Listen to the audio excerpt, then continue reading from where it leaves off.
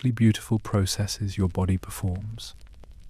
Before we begin, take a moment to like the video if you enjoy this kind of content, and subscribe if you want more slow-paced biology to fall asleep to. And drop a comment letting me know what you had for dinner tonight and where in the world you're watching from. It's always fascinating to see this community come together from every corner of the globe. Now, settle in. Maybe adjust your pillow, dim the lights, let your body sink a little deeper into your mattress. Turn on a fan if you like that soft background hum. Tonight, you're not just a person lying in bed. You're a passenger on the strangest, most intricate conveyor belt ever designed by nature. A system so complex, so automatic, that it operates every single day without you even thinking about it. Your digestive tract is nearly 30 feet long from end to end, lined with muscles that never stop moving, bathed in acids strong enough to dissolve metal, and home to trillions of bacteria that outnumber the cells in your entire body. You're about to become that sandwich, that apple, that forkful of pasta you had hours ago. And trust me, the journey is far stranger, far more violent, and far more beautifully orchestrated than you ever imagined. From the crushing force of your teeth to the acid bath of your stomach, from the winding maze of your intestines to the silent work of billions of microscopic organisms living inside you, this is a story of transformation. A story where you are both the traveler and the destination. Let's begin at the very beginning. Open your mouth. It starts so simply. You see food. Maybe it's a slice of warm bread, a crisp apple, a forkful of pasta still steaming from the pot.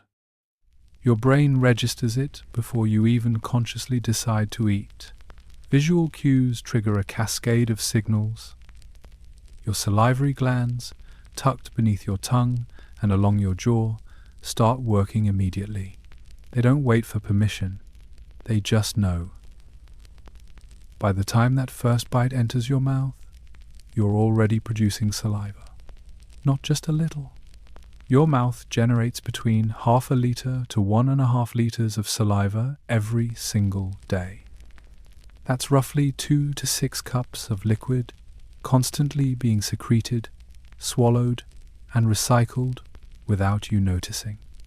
Right now, as you lie there, your mouth is making it. Even in sleep, the production slows but never stops. Saliva is your body's first digestive agent, and it's been working since before you were born. So the food touches your lips. Let's say it's a piece of bread. Soft, slightly chewy, still warm. The moment it crosses the threshold of your mouth, everything changes. You are no longer in control. Well, not entirely. You can choose to chew, to move your tongue, to position the food between your molars. But what happens next is a coordinated performance involving 32 teeth, 1 highly muscular tongue, 3 pairs of salivary glands, and thousands of taste receptors, all working in a choreography you never learned but execute flawlessly. Your front teeth, the incisors, are sharp and flat. They're designed to bite, to shear through food with precision. But they don't do much of the heavy work. That job belongs to your molars, the thick, flat teeth in the back of your mouth. These aren't designed for cutting, they're designed for grinding. As you chew, your jaw exerts a force of around 120 to 140 pounds per square inch. That's enough pressure to crack a walnut. And you do this without thinking, 20 to 40 times per bite if you're chewing properly, though most of us don't. Most of us chew maybe 10 to 15 times before swallowing, rushing the process, making the rest of the journey harder. While your teeth are crushing and grinding, your tongue is busy orchestrating. It's not just sitting there. It's pushing, rolling, positioning the food against your teeth, mixing it with saliva, testing its texture. Your tongue is one of the strongest muscles in your body relative to its size, and it's covered with between 2,000 and 8,000 taste buds. Each taste bud contains between 50 and 100 taste receptor cells. These receptors don't just tell you if something is sweet, salty, sour, bitter, or umami. They also send signals to your brain about whether this food is safe, pleasurable, or potentially dangerous. But let's talk about the saliva, because it's doing far more than just making the food wet. Saliva is 99% water, but that remaining 1% is a cocktail of enzymes, electrolytes, mucus, and antibacterial compounds.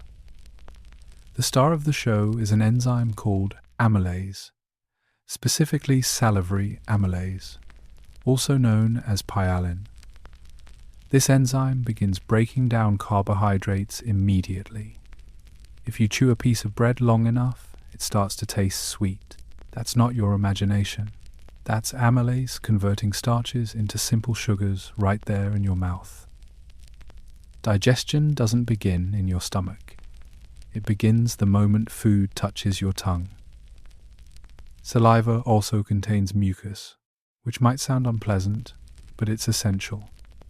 Mucus binds the chewed food particles together into a soft, slippery mass called a bolus. Without mucus, swallowing would be painful, inefficient, and dangerous.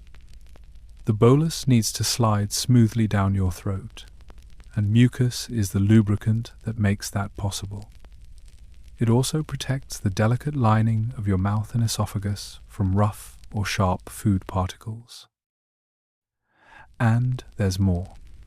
Saliva contains antibacterial agents like lysozyme, lactoferrin, and immunoglobulin A. These compounds kill bacteria, prevent infections, and maintain the delicate microbial balance in your mouth. Your mouth, by the way, is home to over 700 species of bacteria. Some are helpful, some are harmful. Saliva keeps them in check.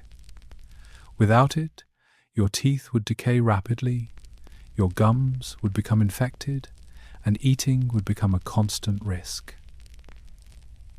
As you chew, your teeth are not just breaking food into smaller pieces, they're increasing the surface area. A whole apple has far less surface area than that same apple chewed into 100 tiny fragments.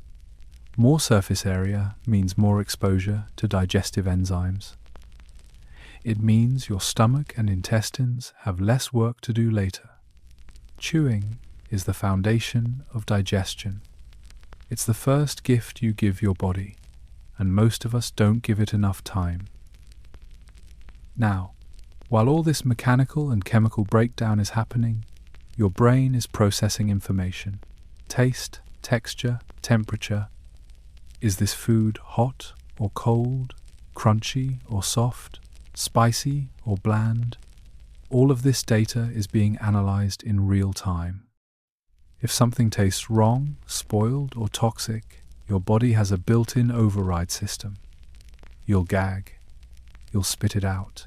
You might even vomit before the food gets anywhere near your stomach. Your mouth is a gatekeeper, a quality control checkpoint, and it takes its job seriously.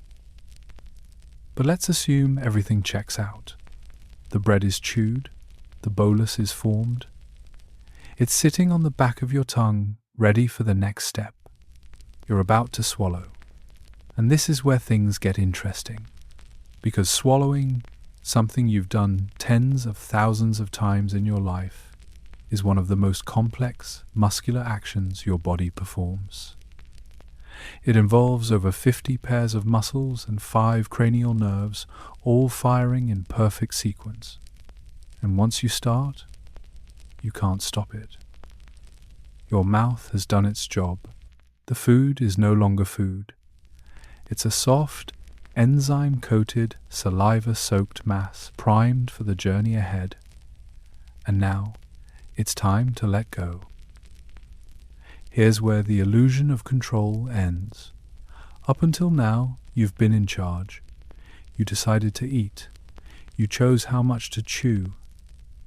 You moved your tongue, positioned the food, ground it between your teeth.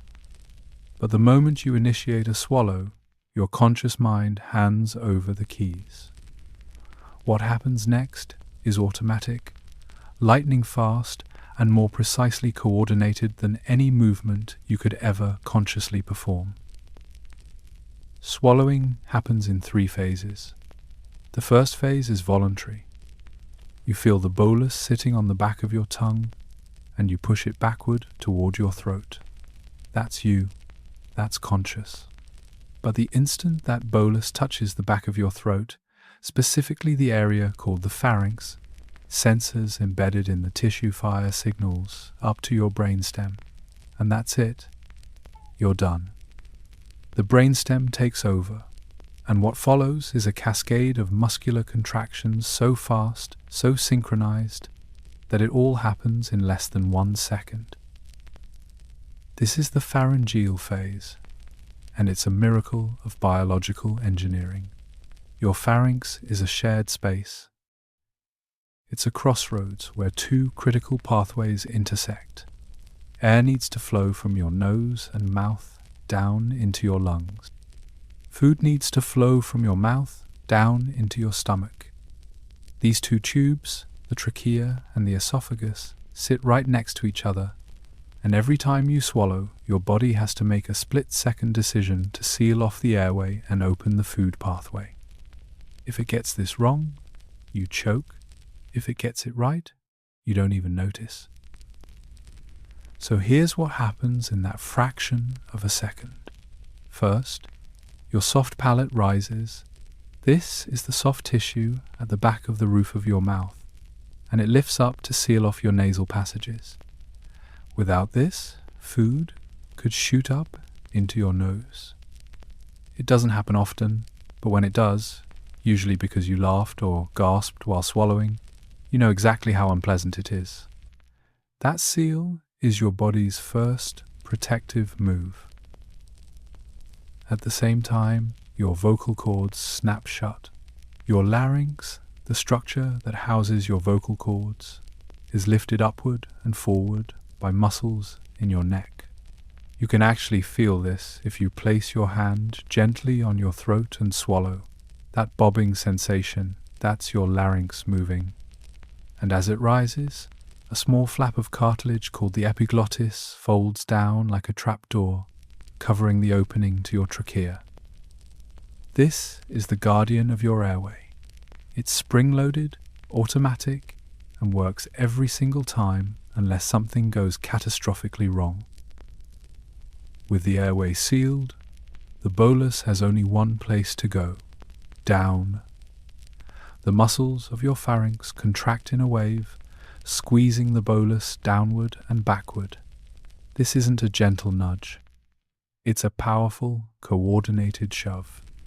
The upper esophageal sphincter, a ring of muscle that normally stays tightly closed, suddenly relaxes. It opens for less than 1 second, just long enough for the bolus to pass through, and then it snaps shut again, sealing the entrance to your esophagus. Here's the thing. You're not breathing during this. You can't. Swallowing temporarily halts respiration. Your body prioritizes getting food safely past the airway over getting oxygen into your lungs. For most swallows, this pause lasts less than 1 second. You don't even register it. But if you're eating quickly, swallowing large bites, or talking while eating, the timing can get thrown off. That's when you feel it. That brief moment of breathlessness. That tiny panic when your body says, "Wait, we're not done here yet." And this process, this split-second choreography involving more than 20 muscles, 5 cranial nerves, and multiple sensors, happens automatically. You don't think about raising your soft palate. You don't consciously close your vocal cords or lift your larynx. Your brainstem does it. The same part of your brain that controls your heartbeat and your breathing is managing this. You couldn't do it manually if you tried. It's hardwired, it's reflexive, And it works so well that most people will swallow between 600 and 2,000 times a day without a single problem. But let's talk about what happens when it doesn't work. Dysphagia, the medical term for difficulty swallowing, affects millions of people, particularly the elderly and those with neurological conditions. When the timing is off, when the epiglottis doesn't close fully, when the sphincter doesn't relax, food or liquid can enter the trachea. This is called aspiration. Your lungs are not designed to handle food. If even a small amount gets in, you cough violently. It's a reflex, your body's emergency response to clear the airway. If you can't cough it out, it can lead to aspiration pneumonia, a serious and sometimes deadly condition. But for most of us, most of the time, the system works flawlessly. The bolus clears the pharynx in less than 1 second. The epiglottis flips back up. Your vocal cords open. Your larynx drops back into place. You take a breath, and the bolus, that chewed up, saliva-soaked mass of food, is now in your esophagus. It's past the point of no return. You can't spit it out. You can't cough it back up. It's committed. And now it begins the long descent. The esophagus is a muscular tube, roughly 10 inches long in adults, that connects your throat to your stomach. It's lined with mucus-secreting cells to keep things slippery, and it doesn't rely on gravity. You could swallow while standing on your head, and the food would still reach your stomach. How? Through a process called peristalsis, a rhythmic wave of muscular contractions that pushes the bolus downward, segment by segment, inch by inch. But we're getting ahead of ourselves. The bolus has just entered the esophagus. The pharynx has done its job. The airway is open again. You're breathing. You might take another bite. You might take a sip of water. And deep inside your body, in a dark, muscular tunnel you'll never see, the food is beginning its next journey. One that's slower, steadier, and entirely out of your control. The bolus is falling, or at least that's what it feels like. But gravity, despite what you might assume, has almost nothing to do with it. You've swallowed while lying down before. You've swallowed while reclining in a chair, maybe even while lying flat on your back in bed. The food still reached your stomach. It didn't get stuck halfway. It didn't need you to sit up or stand. That's because your esophagus doesn't rely on gravity to move food. It relies on something far more elegant: peristalsis. Peristalsis is a wave of muscular contraction that travels along the length of your esophagus, pushing the bolus downward in a smooth, rhythmic sequence. Imagine squeezing a tube of toothpaste from the bottom up. The paste doesn't fall out. It's pushed out by the pressure of your hand moving along the tube. That's peristalsis. Your esophagus is lined with 2 layers of smooth muscle. The inner layer runs in a circular pattern around the tube. The outer layer runs lengthwise, up and down. These 2 layers work together in a coordinated squeeze and release pattern that propels the bolus forward. Here's how it works. The muscles just above the bolus contract, squeezing the esophagus shut. At the same time, the muscles just below the bolus relax, opening up the pathway. This creates a zone of high pressure behind the bolus and low pressure in front of it. The bolus has no choice but to move forward. Then, a split second later, the process repeats. The next segment of muscle contracts. The next segment relaxes. The wave travels downward, segment by segment, pushing the bolus along at a steady pace of roughly 1 to 2 inches per second. The entire journey through the esophagus takes between 5 and 10 seconds for solid food, slightly faster for liquids. Liquids can move through in as little as 1 to 2 seconds because they don't need as much muscular effort. Gravity helps a bit with liquids when you're upright, but the primary driver is still peristalsis. Astronauts in zero gravity can swallow just fine. Patients lying flat on operating tables can swallow just fine. Your esophagus doesn't care which way is up. It just knows how to squeeze. And while this is happening, you're completely unaware. You don't feel the wave of contractions. You don't sense the bolus sliding downward. The esophagus has very few pain receptors, which is both a blessing and a danger. It's a blessing because you don't have to feel every swallow. It would be exhausting, distracting, maybe even unpleasant. But it's a danger because if something goes wrong, if the esophagus becomes inflamed, ulcerated, or blocked, you might not notice until the problem is severe. The inside of the esophagus is lined with a type of tissue called stratified squamous epithelium. It's the same kind of tissue that lines your mouth and throat. It's tough, designed to withstand friction from food passing through, but it's not invincible.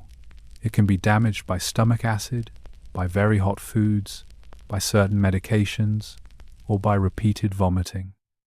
And unlike the stomach, the esophagus doesn't have a thick mucus layer to protect it. It's more vulnerable.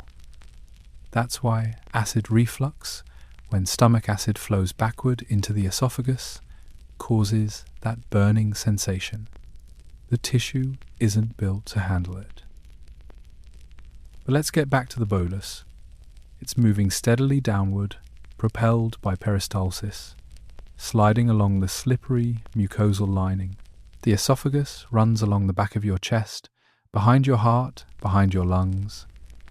It passes through your diaphragm, the large muscle that separates your chest cavity from your abdominal cavity, and approaches the entrance to your stomach. This entrance is guarded by another sphincter, a ring of muscle called the lower esophageal sphincter, or LES. Sphincters are fascinating structures. They're circular muscles that act as gates, opening and closing to control the flow of substances through your body. You have dozens of them. In your eyes, your bladder, your anus, your blood vessels. The lower esophageal sphincter is one of the most important. Its job is to stay closed most of the time, preventing stomach acid and partially digested food from flowing back up into the esophagus.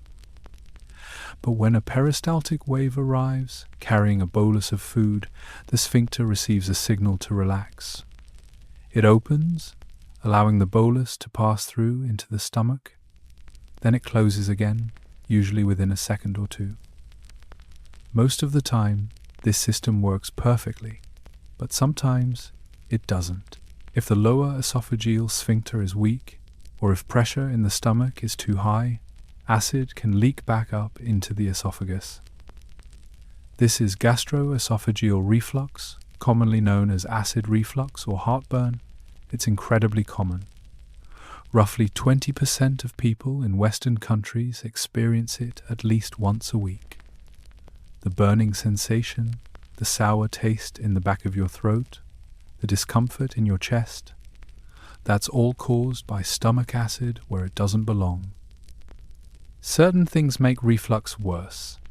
Lying down too soon after eating large meals, consuming fatty or spicy foods, drinking alcohol or caffeine, smoking, even stress can weaken the sphincter. And if reflux happens frequently, over months or years, it can cause serious damage. The delicate tissue of the esophagus can become inflamed, ulcerated, or scarred. In rare cases, it can even lead to a condition called Barrett's esophagus, where the tissue changes in response to chronic acid exposure, increasing the risk of cancer. But tonight, let's assume everything is working as it should. The lower esophageal sphincter is strong, the peristaltic wave arrives. The sphincter relaxes, the bolus passes through, and just like that, after roughly 5 to 10 seconds of travel, the food enters a completely different world. The esophagus is relatively calm, a simple transport tube. The stomach is chaos. It's a churning, acidic, muscular chamber designed to break food down in ways the mouth and esophagus never could. The bolus, that soft mass of chewed bread and saliva, is about to be dissolved, shredded, and transformed into something barely recognizable. The gentle squeeze of the esophagus is over. Now comes the violence. Welcome to the acid bath. The moment the bolus drops through the lower esophageal sphincter, it enters an environment so hostile, so chemically violent, that it would burn through your skin in minutes. Your stomach is a muscular sac roughly the size of a clenched fist when empty, but it can expand to hold up to 1.5 liters of food and liquid, sometimes more if you're really pushing it. And every second of every day, the lining of your stomach is producing one of the most corrosive substances your body makes, hydrochloric acid. Stomach acid has a pH of around 1.5 to 3.5. To put that in perspective, battery acid has a pH of around 1. Lemon juice sits at about 2. Your stomach operates in that same range. It's strong enough to dissolve metal, to break down tough proteins, to kill most bacteria and viruses that hitch a ride on your food. If you were to pour stomach acid onto a piece of steak, it would begin to break down almost immediately. The tissue would soften, the fibers would separate, the proteins would unravel. That's exactly what's happening inside you right now. But here's the question that should be keeping you up at night, except it won't, because your body has already solved it. If your stomach is producing acid strong enough to dissolve meat, why doesn't it dissolve itself? You are made of the same proteins, the same tissues, the same cellular structures as the food you eat. So what's stopping your stomach from digesting its own walls? The answer is a thin layer of mucus. Your stomach lining is coated with a gel-like substance about 1 millimeter thick, made of mucin proteins, bicarbonate ions, and water. This mucus layer acts as a barrier between the acid and the stomach tissue beneath it. It's slippery, sticky, and constantly being replenished. The cells that line your stomach, called gastric epithelial cells, secrete new mucus continuously. In fact, your entire stomach lining is replaced every 3 to 5 days. The cells are constantly dying, sloughing off, and being replaced by new ones. It's one of the fastest rates of cellular turnover in your entire body. But even with this protection, things can go wrong. If the mucus layer is damaged, if acid production is too high, if blood flow to the stomach lining is reduced, the acid can break through. This is how ulcers form.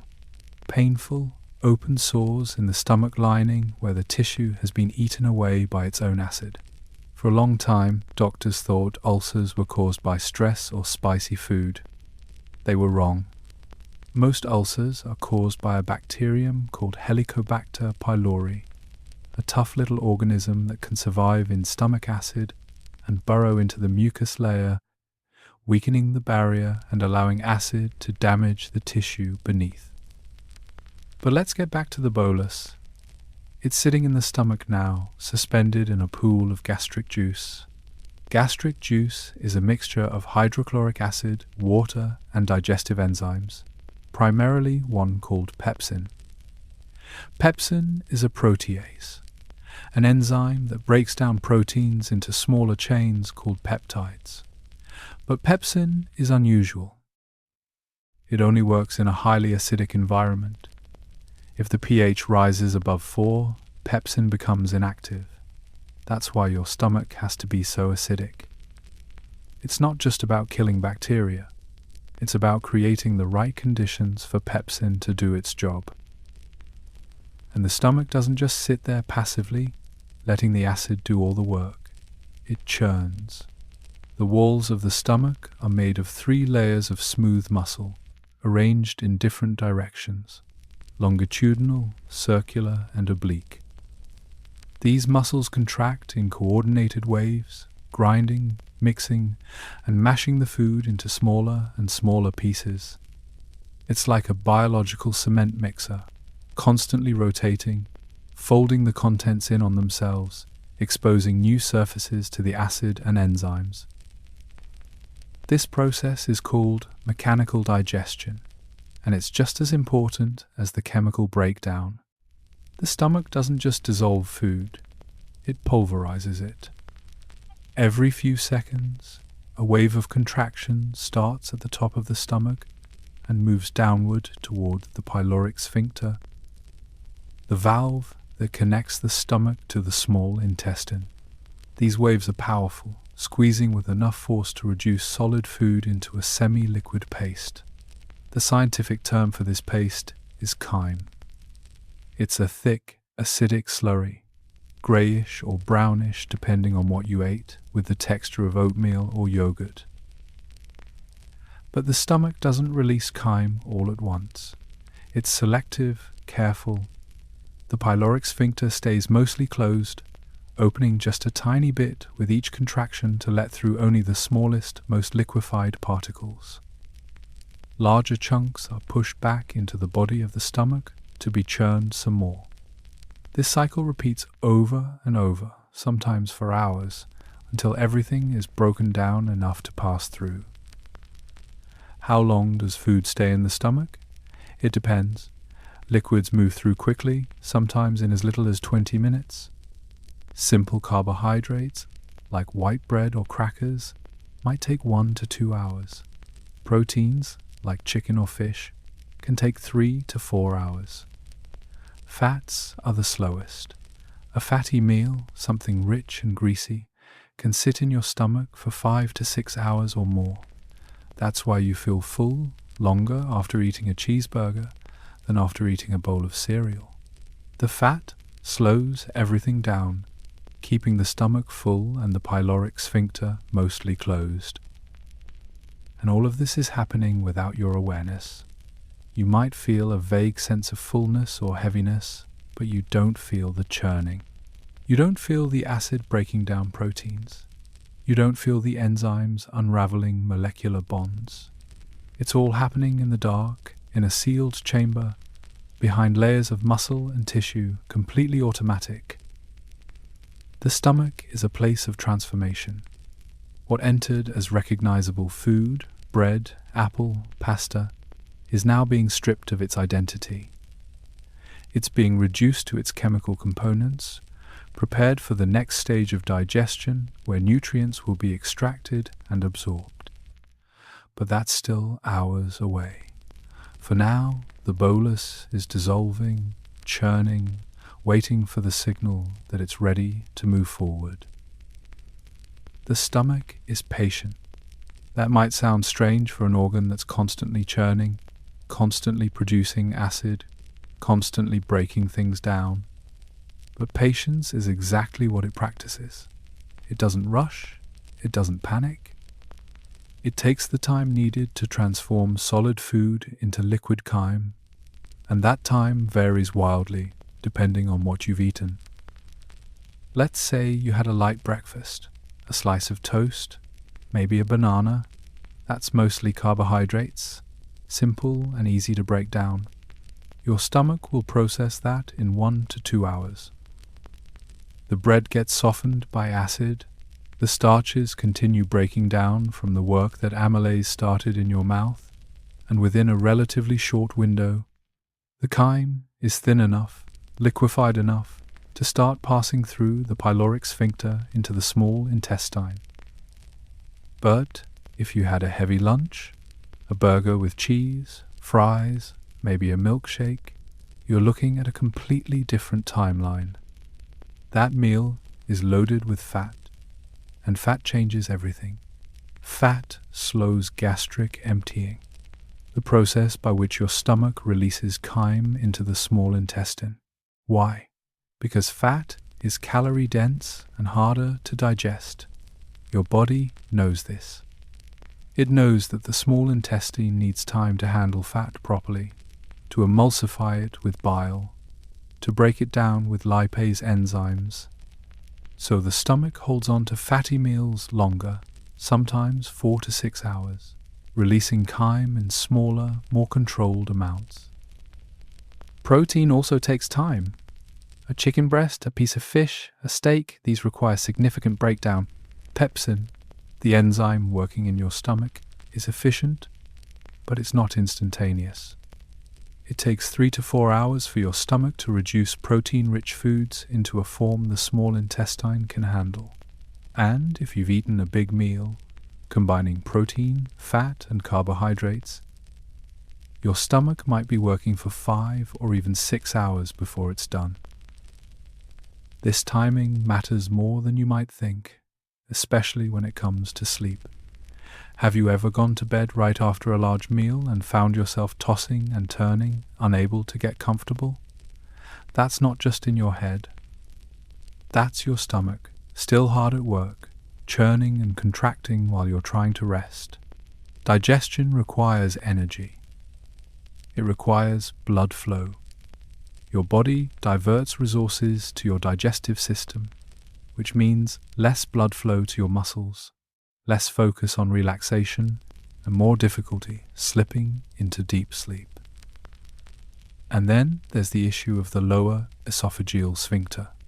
Remember, that's the valve between your esophagus and your stomach. When you lie flat with a full stomach, gravity is no longer helping keep stomach contents down where they belong.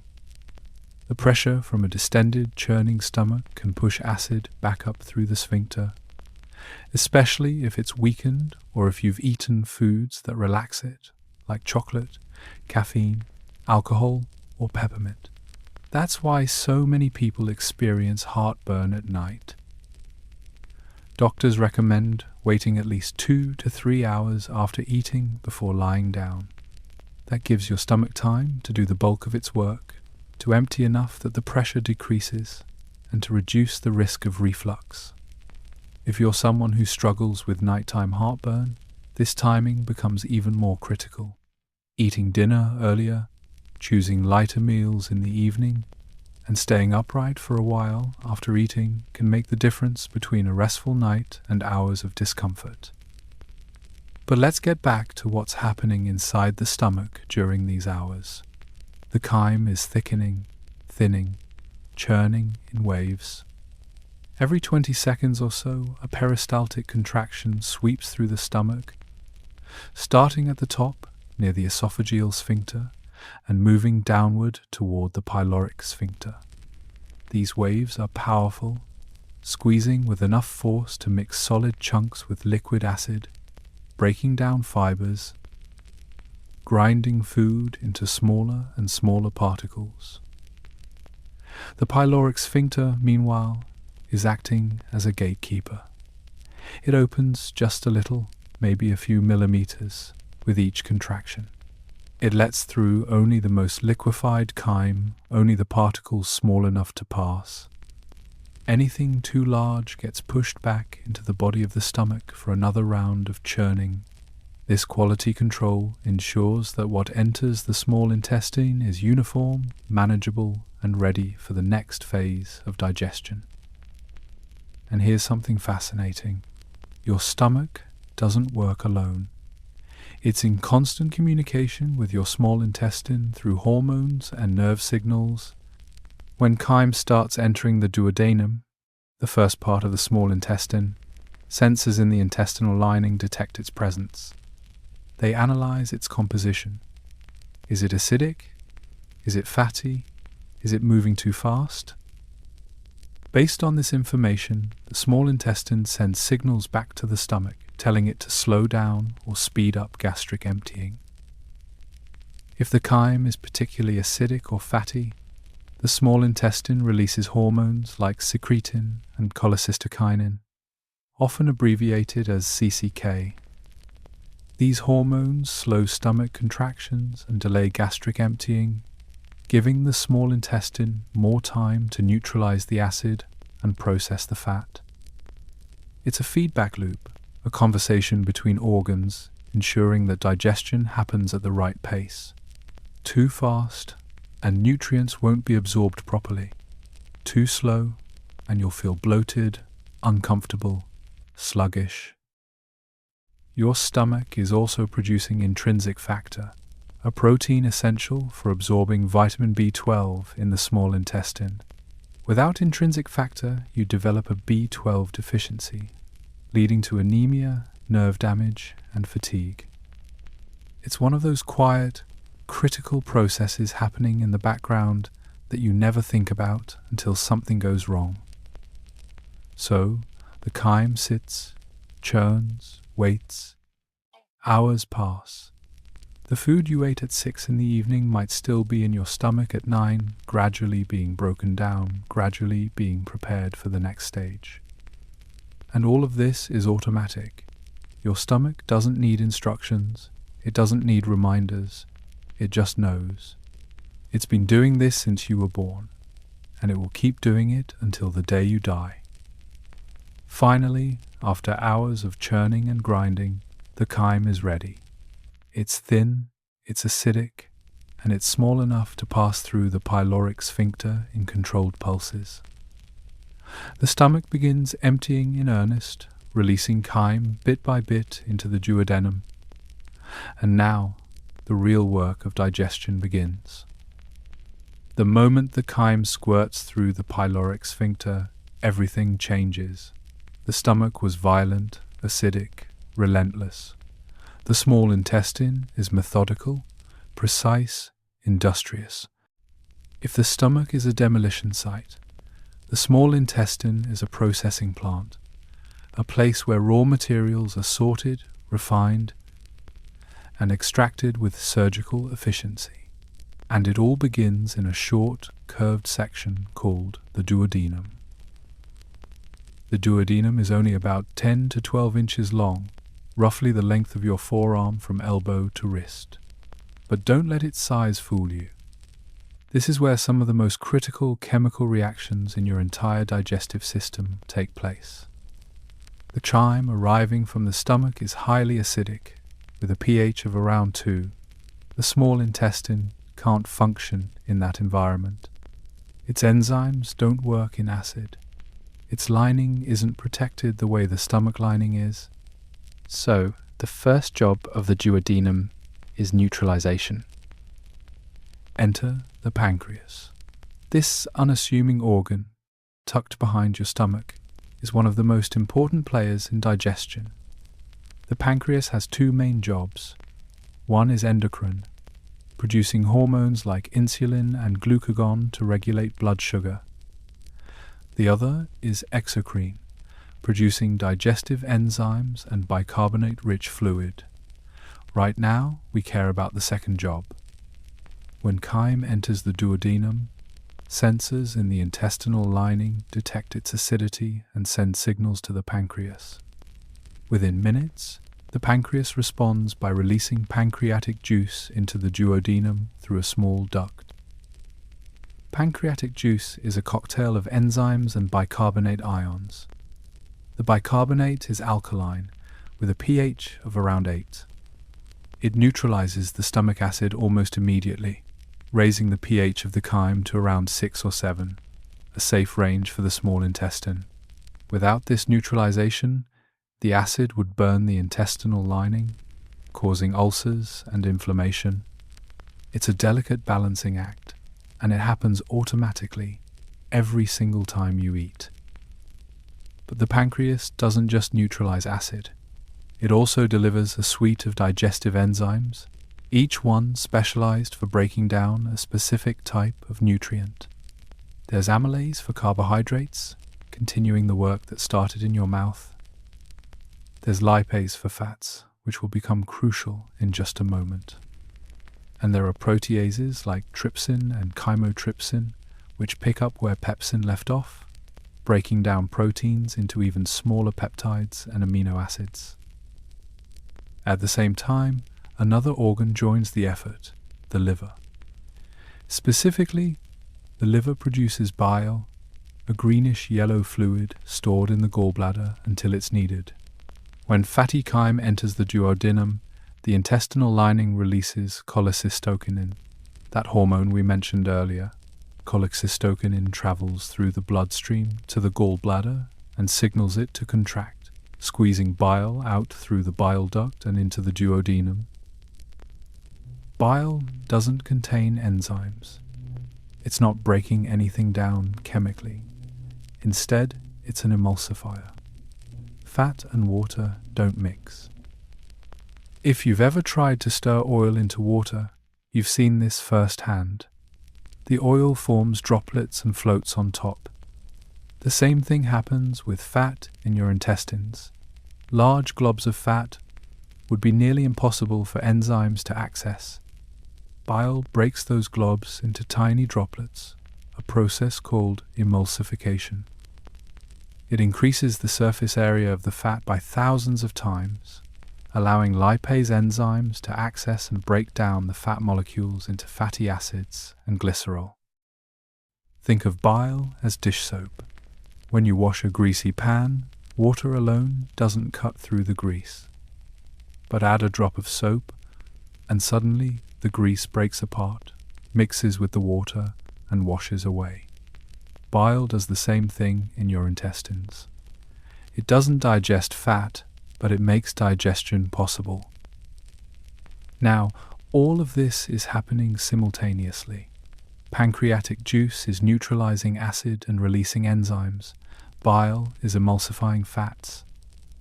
The chyme is being mixed, stirred, and chemically transformed, and the duodenum itself is contributing to the effort.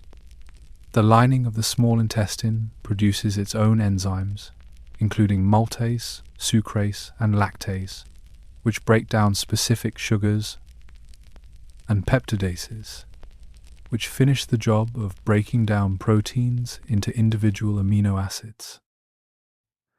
By the time the chyme has spent 20 to 30 minutes in the duodenum, it's almost unrecognizable from what left the stomach.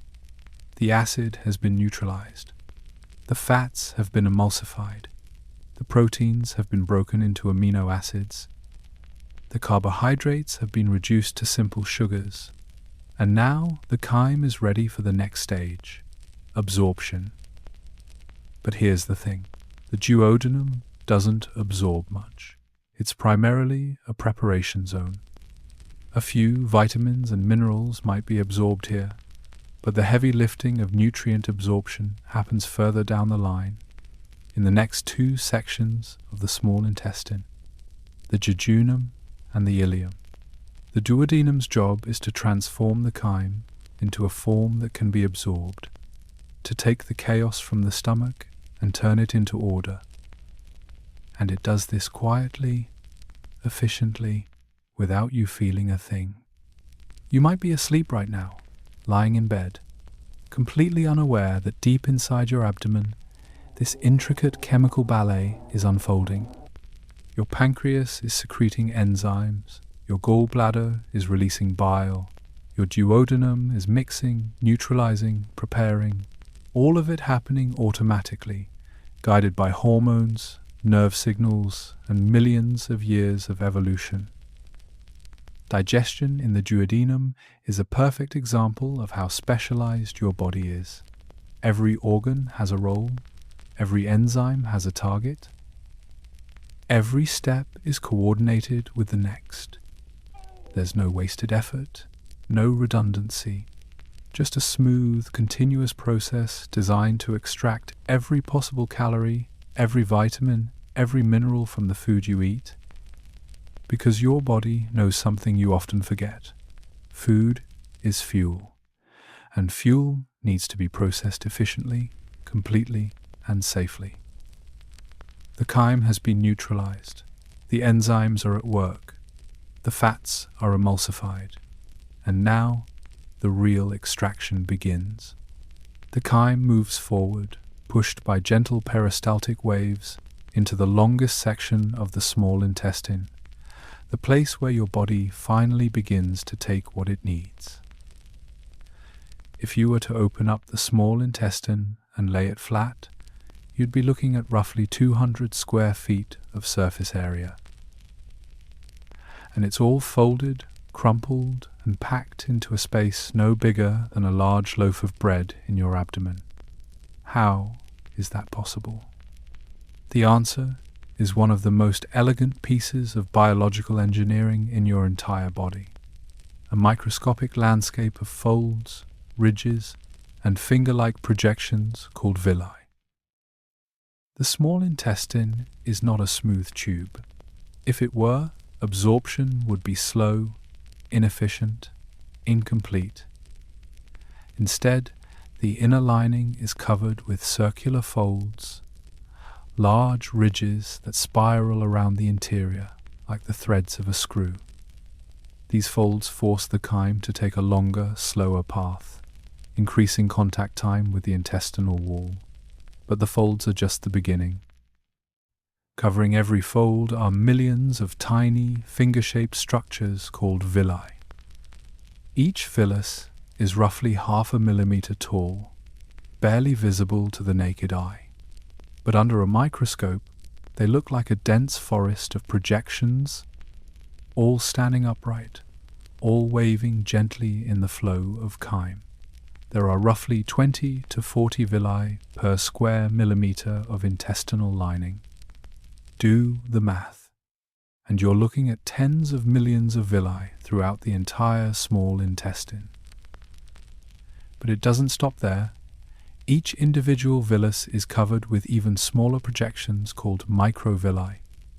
These are microscopic, only about 1 micrometer tall, packed so densely that they form what's called a brush border. Under an electron microscope, the surface of a single intestinal cell looks like the bristles of a brush, hence the name. A single cell might have 1,000 to 2,000 microvilli on its surface.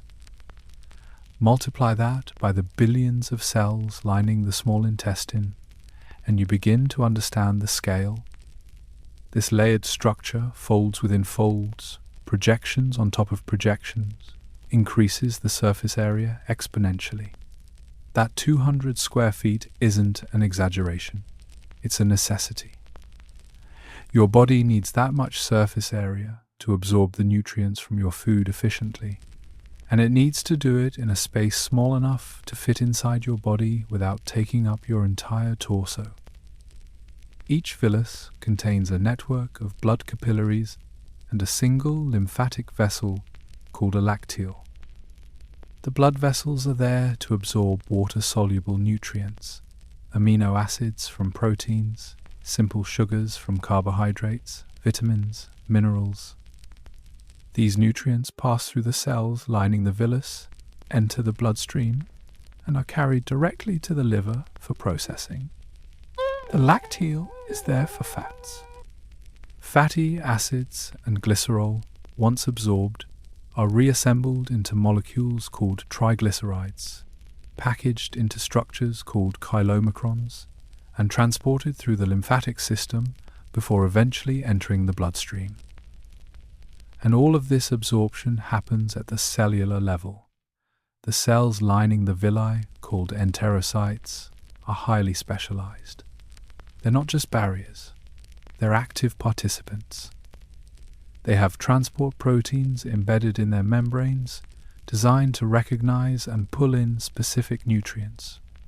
Some nutrients, like glucose and amino acids, are actively transported, meaning the cell uses energy to move them across the membrane against a concentration gradient. Others, like water and some fats, passively diffuse across. Here's what's remarkable. The entire lining of your small intestine, all those villi, all those cells, is replaced every 3 to 5 days. That's right. The cells you have today will be gone by the end of the week, sloughed off into the chyme and replaced by new ones growing up from the base of each villus. It's one of the fastest rates of cell turnover in your body, matched only by the lining of your stomach and the cells in your bone marrow. Why so fast? Because these cells are on the front lines.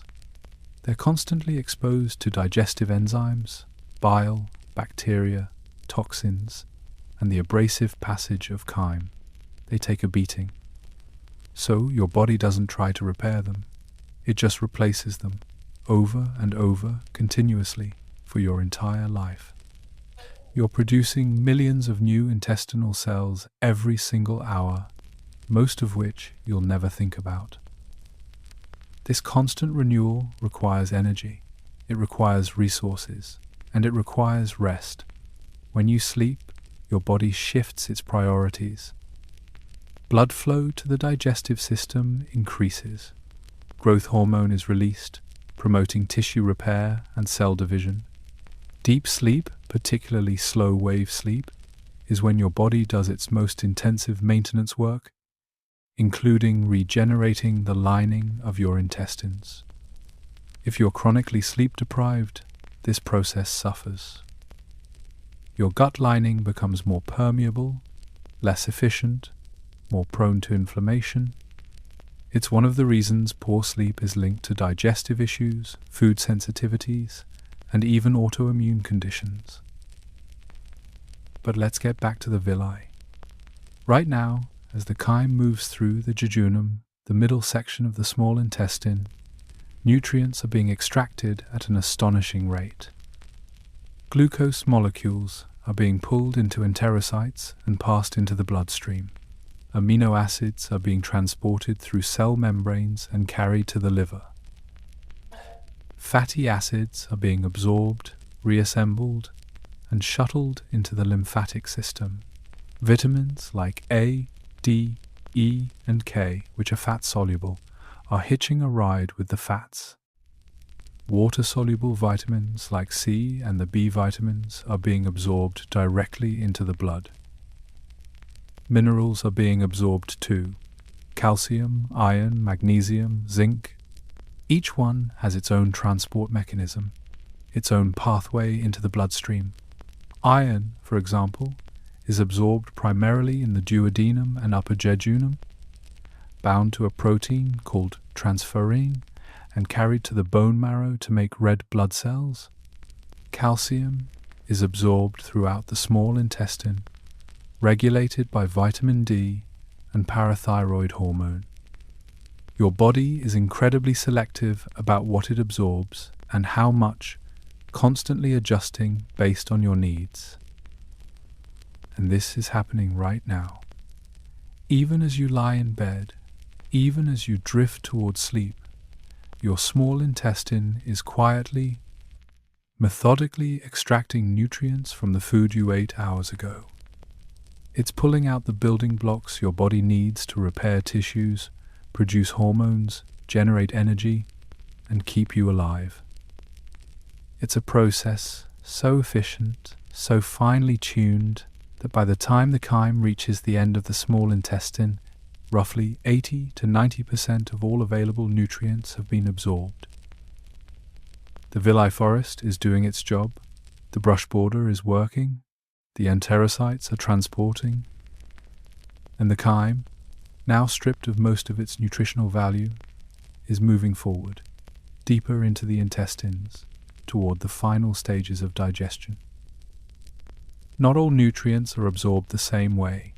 Some slip through cell membranes effortlessly, riding concentration gradients like water flowing downhill. Others require active transport, special proteins that grab onto specific molecules and haul them across the membrane using energy. Your small intestine is selective, intelligent, and ruthlessly efficient. It knows exactly what your body needs, and it takes it.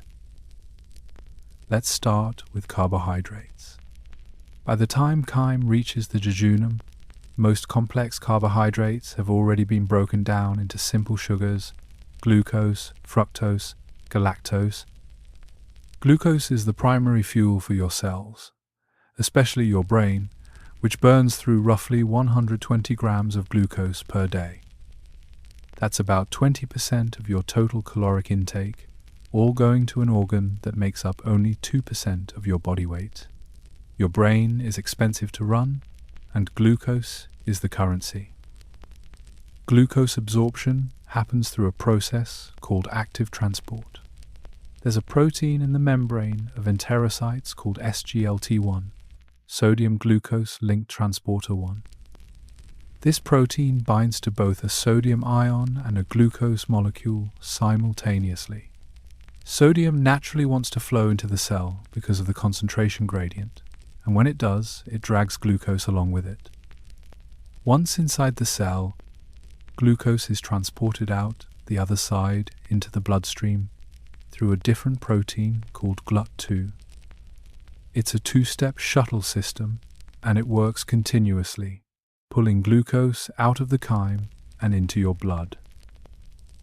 Fructose, the sugar found in fruit and honey, uses a different transporter called GLUT5.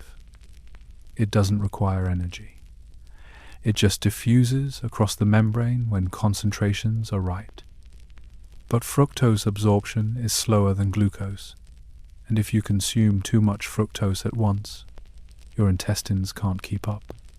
The excess stays in the chyme, and when it reaches your colon, bacteria ferment it, producing gas. That's why eating too much fruit in one sitting can leave you bloated. Now let's talk about proteins. By the time chyme is in the small intestine, proteins have been broken down into peptides and amino acids. There are 20 standard amino acids, and your body needs all of them. 9 are essential, meaning you can't make them yourself and must get them from food. The other 11 are non-essential, not because they're unimportant, but because your body can synthesize them from other molecules. Amino acids are absorbed through active transport, similar to glucose. There are multiple transporter proteins, each one specialized for certain types of amino acids. Some transport neutral amino acids like alanine and valine. Others transport acidic amino acids like glutamate. Still, others transport basic amino acids like lysine and arginine. Once absorbed, amino acids enter the bloodstream and travel to the liver, where they're distributed throughout the body to build proteins, enzymes, hormones, and neurotransmitters. Here's something most people don't realize. The proteins you eat don't become your proteins directly. Your body breaks them down completely into amino acids, then reassembles those amino acids into new proteins according to your genetic instructions. Whether you eat a steak or a bowl of beans, the amino acids are the same. Your body doesn't care where they came from. It only cares that they're available. Fats are a different story. Fat digestion is slower and more complex because fats are hydrophobic. They don't mix with water, and your bloodstream is mostly water. So fats require special handling. After being emulsified by bile and broken down by lipase into fatty acids and monoglycerides, these molecules are absorbed into enterocytes. But they can't just enter the bloodstream as is. Inside the cell, they're reassembled into triglycerides, packaged with proteins, and cholesterol into structures called chylomicrons, and released into the lymphatic system through the lacteal in each villus. Chylomicrons travel through the lymphatic vessels, eventually entering the bloodstream near your heart. From there, they're delivered to tissues throughout your body: muscle cells, fat cells, the liver. Enzymes on the surface of blood vessels break down the chylomicrons, releasing fatty acids that cells can absorb and use for energy or storage.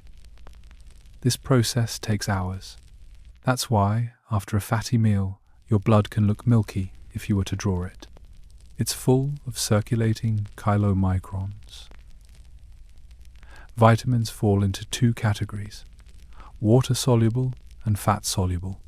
Water-soluble vitamins, the B vitamins and vitamin C, dissolve in the watery chyme and are absorbed directly into the bloodstream. Most of this happens in the jejunum. Your body doesn't store water-soluble vitamins well, so you need a regular supply from food. Any excess is filtered out by your kidneys and excreted in urine. That's why your urine sometimes turns bright yellow after taking a B vitamin supplement. You're literally peeing out the excess.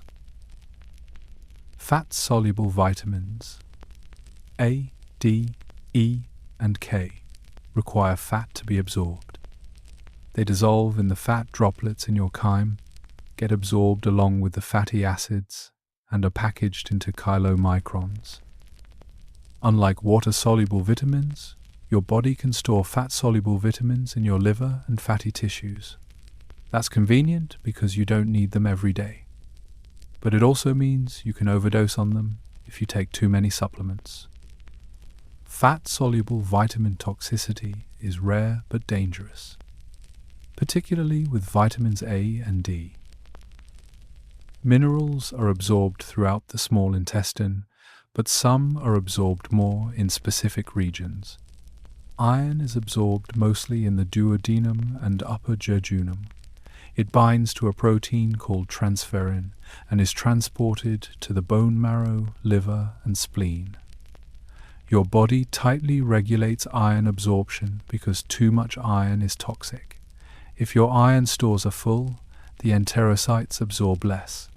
If you're deficient, they absorb more. It's a feedback system, constantly adjusting. Calcium absorption happens throughout the small intestine and is regulated by vitamin D. When your blood calcium is low, your parathyroid glands release a hormone that signals your intestines to absorb more calcium and your bones to release calcium into the bloodstream. When levels are adequate, absorption decreases. Magnesium, zinc, copper, and other trace minerals each have their own transport mechanisms, their own regulatory systems. Your intestines are not passive tubes. They're decision makers, constantly evaluating and adjusting. By the time the chyme has passed through the jejunum and into the ileum, the final section of the small intestine, most nutrients have been absorbed. What's left is primarily water, fiber, dead cells, mucus, and waste. The chyme is thinner now, less nutrient dense, moving more slowly. And the body is preparing for the final transition, from absorption to elimination. The small intestine is not short. Despite its name, it's the longest section of your digestive tract, measuring roughly 20 to 25 feet from end to end in adults. That's longer than most living rooms. If you could stretch it out in a straight line, it would span the length of a small car.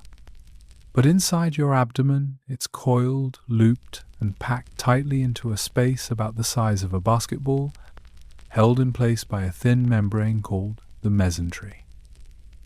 The journey through this long, winding tube is slow, deliberate. The chyme doesn't rush, it can't. The entire purpose of the small intestine is absorption.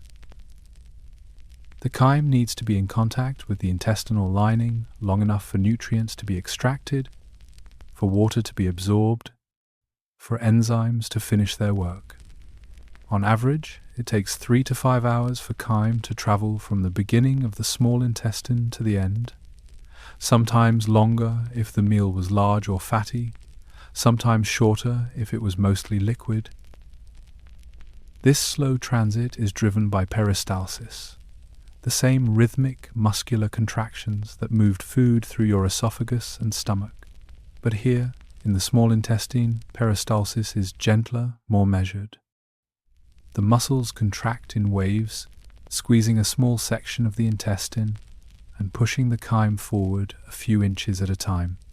Then they relax. Then they contract again. It's a continuous process, happening 24 hours a day, whether you're awake or asleep, eating or fasting. But peristalsis isn't the only type of movement happening. There's also segmentation, a mixing motion where short sections of the intestine contract and relax in a pattern that doesn't push the chyme forward but churns it in place. Segmentation increases contact between the chyme and the intestinal wall, ensuring that every molecule has a chance to be absorbed. It's like stirring a pot of soup to make sure the heat distributes evenly. The intestine is constantly stirring, constantly mixing, making sure nothing is wasted. Is less than #0. 7 is greater than, and as the chyme moves, it's changing. It's getting thinner, more watery, less dense. Most of the nutrients have been pulled out by now. The glucose, the amino acids, the fatty acids, the vitamins, the minerals, all absorbed. What's left is primarily fiber, the indigestible parts of plants that your enzymes can't break down. There's also water, mucus, dead cells sloughed off from the intestinal lining, bile salts being recycled, and bacteria. Yes, bacteria, even in the small intestine, though far fewer than in the colon. The small intestine is divided into 3 sections. The duodenum, which we've already covered, is the first and shortest, about 10 to 12 inches. The jejunum comes next, making up roughly the first 2/5 of the remaining length, about 8 feet. This is where the majority of nutrient absorption happens. The walls are thick, the villi are tall and densely packed, and blood flow is high. The jejunum is the workhorse of the small intestine. The ileum is the final section, making up the remaining 3/5, roughly 12 feet. The ileum is thinner walled, and its villi are shorter and less dense than in the jejunum. By the time chyme reaches the ileum, most nutrients have already been absorbed, but the ileum has a few specialized jobs. It absorbs vitamin B12, which requires intrinsic factor from the stomach to be absorbed. It also reabsorbs bile salts, recycling them back to the liver so they can be used again. Around 95% of bile salts are reabsorbed in the ileum. Without this recycling, your liver would have to produce far more bile, draining resources and energy. The ileum is also home to patches of lymphoid tissue called Peyer's patches. These are clusters of immune cells, part of your gut-associated lymphoid tissue, the largest immune organ in your body. Peyer's patches monitor the contents of the intestine, sampling bacteria, detecting pathogens, and mounting immune responses when necessary. Your gut is constantly exposed to foreign material, food, bacteria, potential toxins.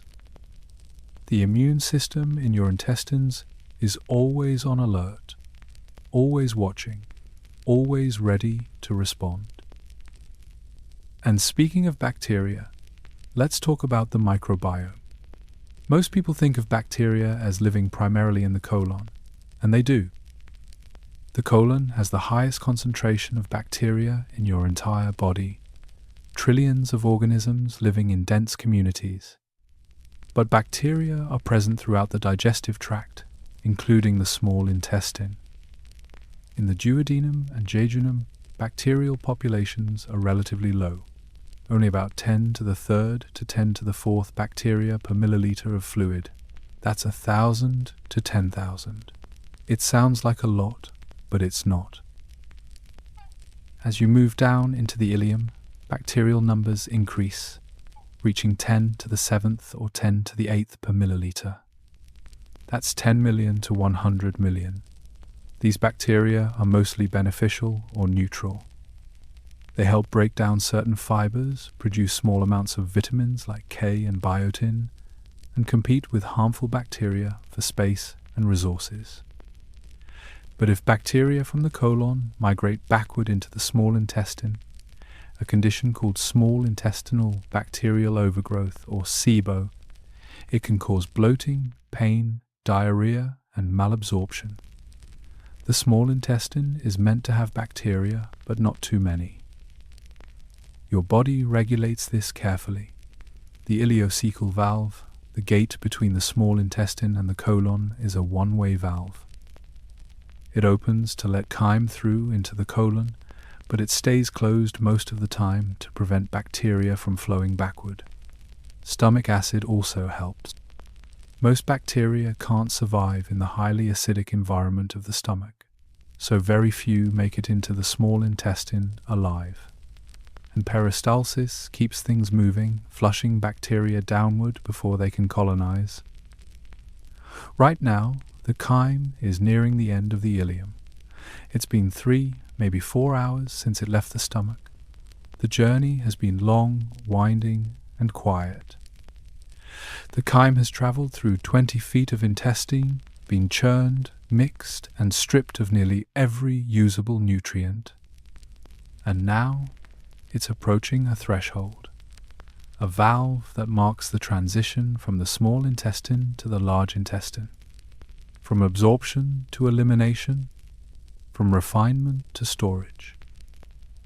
The chyme pauses at the ileocecal valve, waiting for the signal to pass through, and when it does, everything changes one last time. The ileocecal valve is a gatekeeper.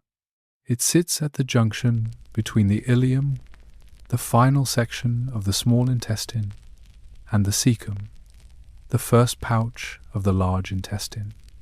It's a muscular ring, a sphincter like the ones you've already encountered at the bottom of your esophagus and at the exit of your stomach. But this valve has a particularly important job. It's a one-way door, designed to let chyme pass forward into the colon, while preventing bacteria from flowing backward into the small intestine. The valve opens and closes in response to signals from the nervous system and hormones. When chyme accumulates in the ileum, pressure builds, and stretch receptors in the intestinal wall send signals to the valve, telling it to relax.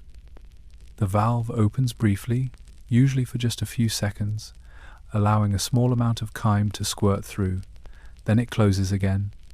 This happens multiple times over the course of several hours, gradually emptying the ileum in controlled pulses. Why so controlled? Because the environment on the other side of the valve is radically different. The small intestine is relatively clean, with low bacterial counts and an emphasis on nutrient absorption. The large intestine is a fermentation chamber, packed with trillions of bacteria, designed not for absorption of nutrients, but for water reclamation and waste processing. If the valve didn't exist, or if it didn't function properly, bacteria from the colon could migrate backward into the small intestine, disrupting digestion and causing infections or chronic inflammation. The ileocecal valve also prevents too much chyme from entering the colon at once. The colon works slowly. It needs time to absorb water, time for bacteria to ferment fiber, time to form stool. If chyme flooded in too quickly, the colon couldn't keep up. You'd experience diarrhea, cramping, and incomplete water absorption. The valve meters the flow, ensuring the colon can do its job properly. So the chyme passes through, a little at a time, and enters the cecum. The cecum is a pouch-like structure, roughly 2 to 3 inches long, located in the lower right side of your abdomen.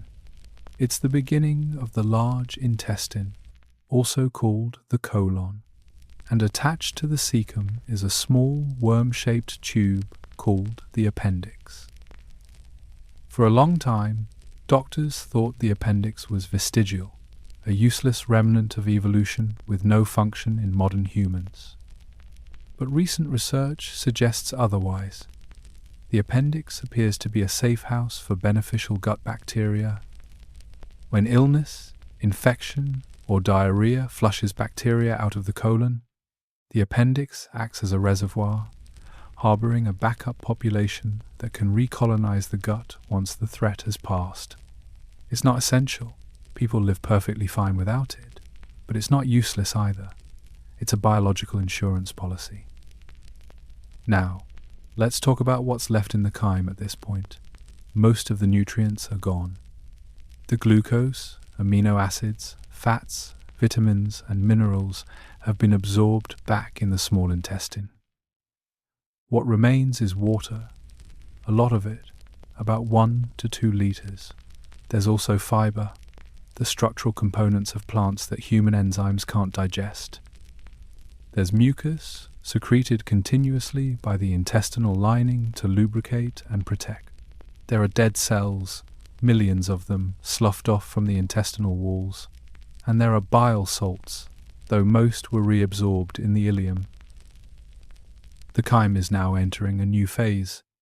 It's no longer being refined or processed for nutrients. It's being prepared for elimination. And the colon's first job is to reclaim water. Your body secretes roughly 7 to 10 liters of fluid into your digestive tract every day. That includes saliva, gastric juice, bile, pancreatic juice, and intestinal secretions. If all of that water was lost in your stool, you'd become severely dehydrated within hours. So the colon absorbs most of it, pulling water back into the bloodstream and concentrating the waste. This is also where the microbiome takes center stage. The human colon contains roughly 38 trillion bacterial cells. That's more bacteria than there are human cells in your entire body. These bacteria belong to thousands of different species, forming a complex ecosystem that's unique to each person. Your microbiome is as individual as your fingerprint, shaped by your genetics, your diet, your environment, and your history of antibiotic use.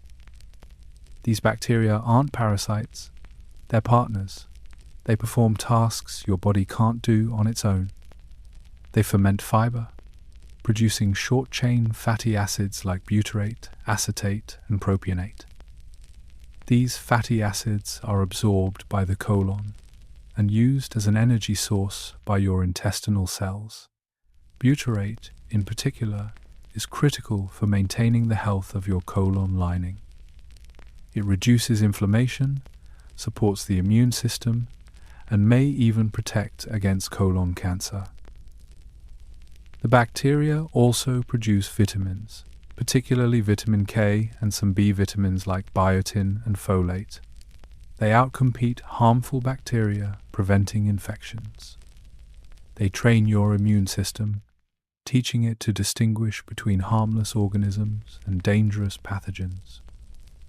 And they produce neurotransmitters including serotonin, dopamine, and gamma-aminobutyric acid, known as GABA. In fact, roughly 90% of your body's serotonin is produced in your gut, not your brain. This is why gut health is increasingly linked to mental health, mood disorders, anxiety, and even sleep quality. When your microbiome is balanced, diverse, and healthy, digestion runs smoothly. But when it's disrupted by antibiotics, poor diet, stress, or illness, the consequences can be widespread. Dysbiosis, an imbalance in gut bacteria, is linked to irritable bowel syndrome, inflammatory bowel disease, obesity, diabetes, depression, and autoimmune conditions.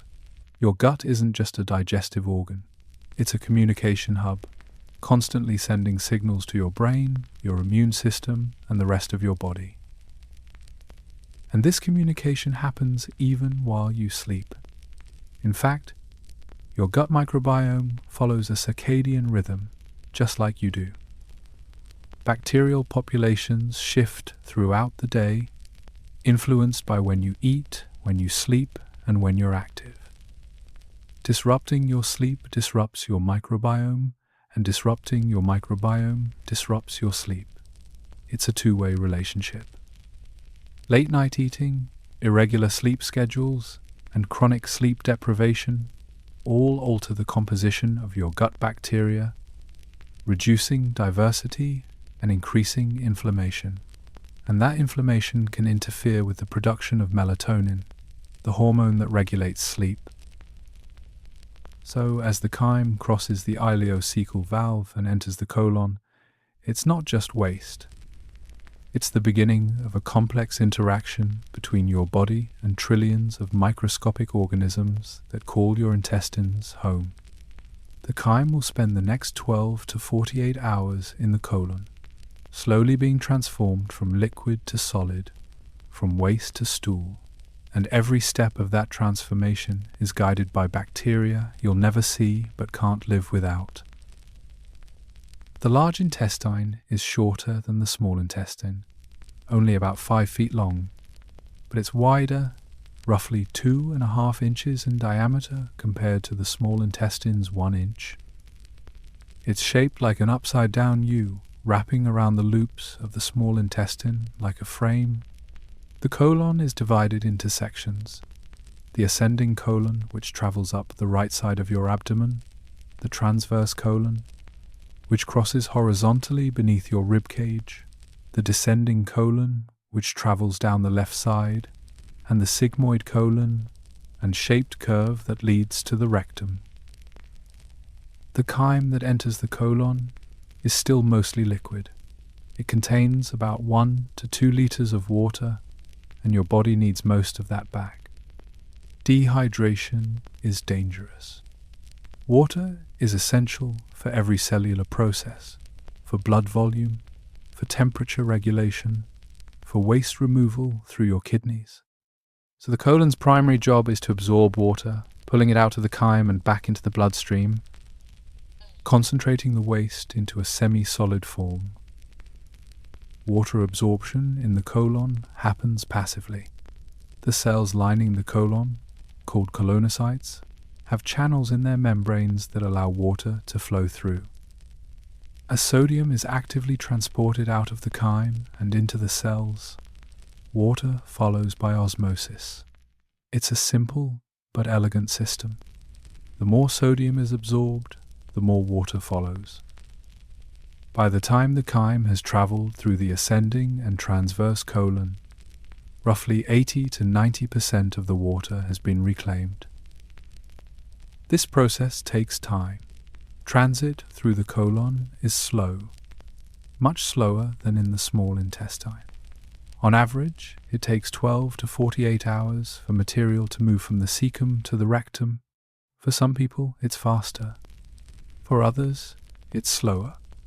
Diet, hydration, physical activity, stress, and gut motility all influence transit time. A diet high in fiber speeds things up. Dehydration slows things down. Lack of physical activity slows things down. Stress can either speed things up or slow things down, depending on how your nervous system responds. As water is absorbed, the chyme begins to solidify. It thickens, becoming less like soup and more like paste. This is the beginning of stool formation, and while that's happening, bacteria are hard at work. The colon is a fermentation chamber, and fiber is the fuel. Your body can't digest fiber. You don't have the enzymes to break down cellulose, hemicellulose, pectin, or resistant starch, but your gut bacteria do. They ferment fiber through anaerobic metabolism, breaking it down into short-chain fatty acids, gases, and other metabolites. The short-chain fatty acids, primarily butyrate, acetate, and propionate, are absorbed by the colon and used for energy. Butyrate is especially important. It's the preferred fuel source for colonocytes, the cells lining your colon. Without adequate fiber, without adequate butyrate production, these cells starve, and the colon lining becomes weak, inflamed, and more susceptible to disease. But fermentation also produces gas, carbon dioxide, hydrogen, methane, and small amounts of sulfur-containing gases. This is normal. Everyone produces gas. On average, people pass gas 10 to 20 times per day, releasing roughly 0.5 liter to 2 liters of gas. Most of it is odorless. The smell comes from sulfur compounds produced when bacteria break down proteins and certain amino acids. Foods high in sulfur, like eggs, meat, garlic, and cruciferous vegetables like broccoli and cabbage, produce more odorous gas. Gas can cause discomfort, bloating, cramping, it builds up in pockets within the colon, stretching the intestinal walls and triggering pain receptors. Usually, the gas is released gradually through flatulence, but sometimes it gets trapped, especially if you're lying down or sitting for long periods. That's one reason why movement helps with digestion. Walking, stretching, even changing position can help gas move through the colon more easily. The colon doesn't have villi like the small intestine. Its lining is smoother, with deep pits called crypts where mucus-secreting cells reside. Mucus is critical in the colon. It lubricates the stool, making it easier to pass, and it protects the colon lining from abrasion and bacterial invasion. The mucus layer in the colon is thicker than anywhere else in the digestive tract, forming a barrier between the dense bacterial populations and the intestinal wall. As the chyme moves through the transverse and descending colon, it continues to dry out. The consistency shifts from paste to a more formed, solid mass. The color darkens, turning brown due to the breakdown of bile pigments, specifically bilirubin, a byproduct of red blood cell metabolism. Stool isn't brown because of the food you ate. It's brown because of bile. Peristalsis in the colon is different from the small intestine. It's slower, more sporadic. Most of the time, the colon contracts gently, mixing and kneading the contents without moving them forward much. But a few times a day, usually after meals, the colon experiences mass movements, powerful contractions that push large amounts of stool forward, several inches at a time. These are triggered by the gastrocolic reflex, a signal sent from the stomach to the colon when food enters the stomach. It's why many people feel the urge to have a bowel movement shortly after eating breakfast or lunch. Hydration plays a massive role in stool consistency. If you're well hydrated, your stool absorbs enough water to stay soft and easy to pass. If you're dehydrated, the colon absorbs too much water and the stool becomes hard, dry, and difficult to pass. This is constipation.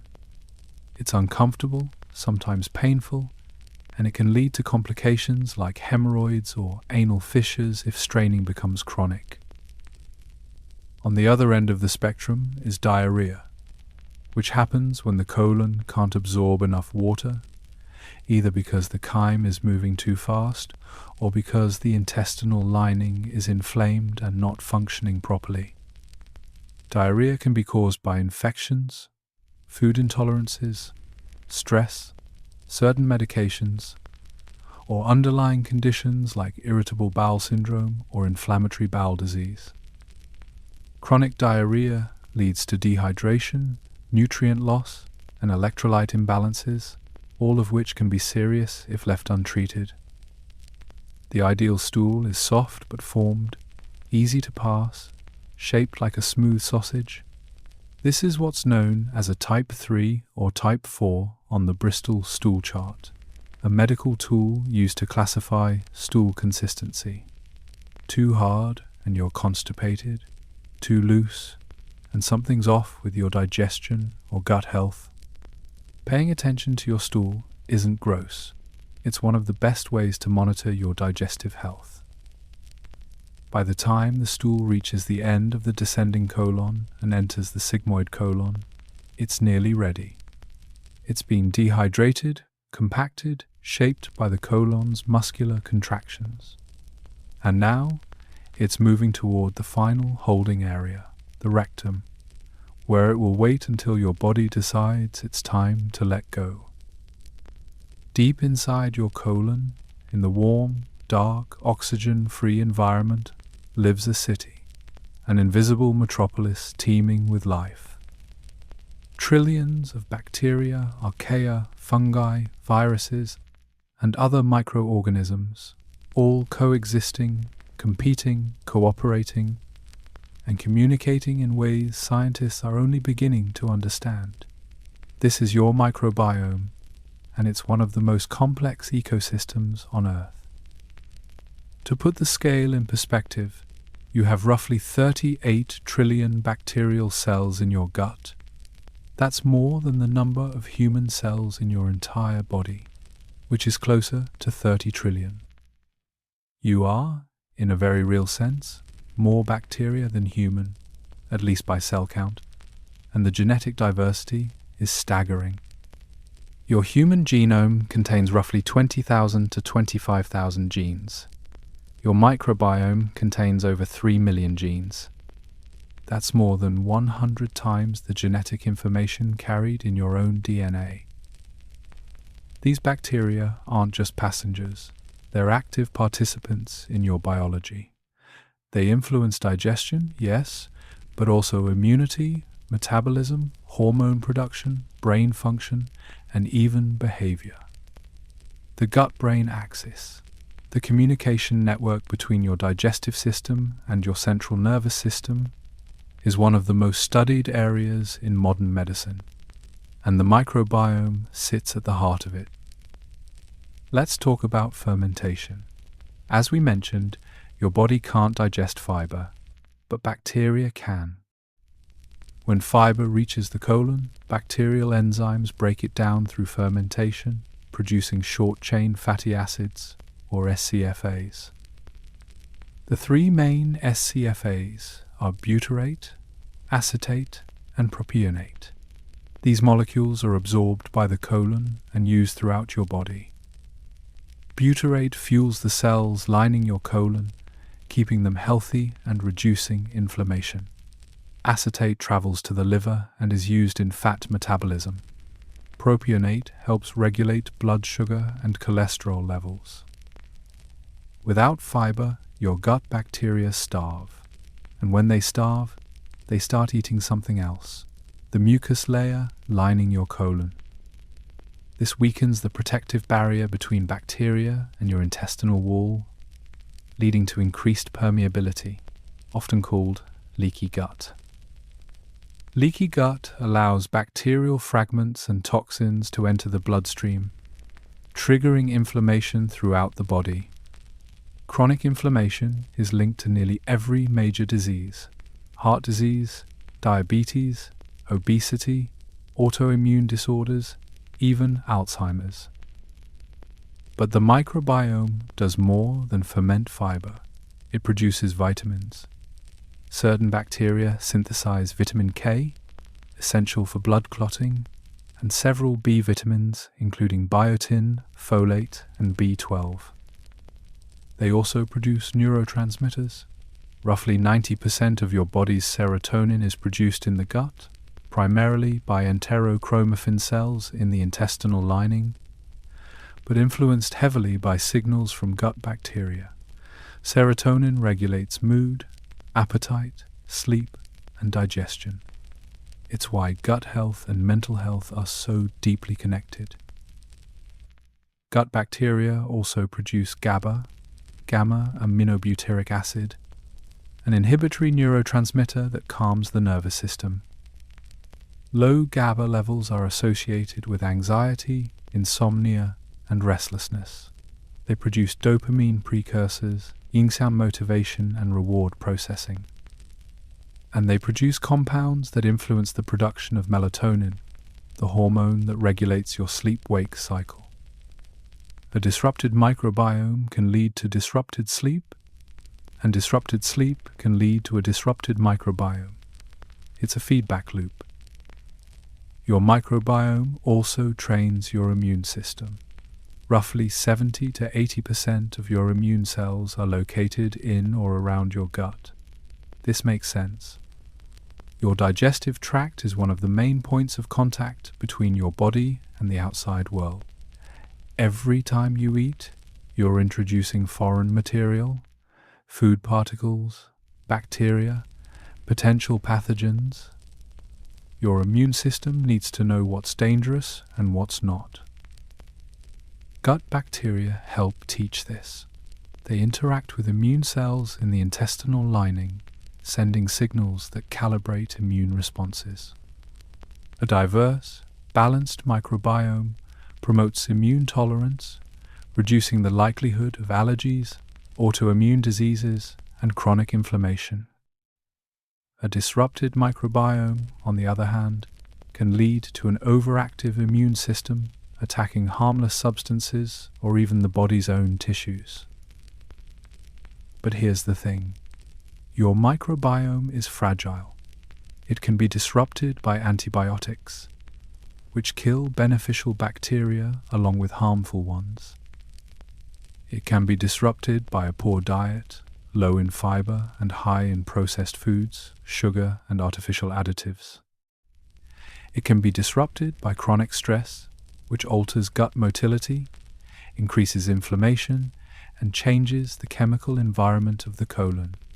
And it can be disrupted by lack of sleep. Studies show that sleep deprivation reduces microbial diversity, the number of different bacterial species in your gut.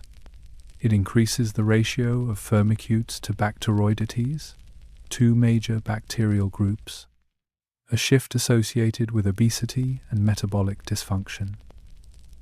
It increases intestinal permeability, allowing more toxins and inflammatory compounds into the bloodstream.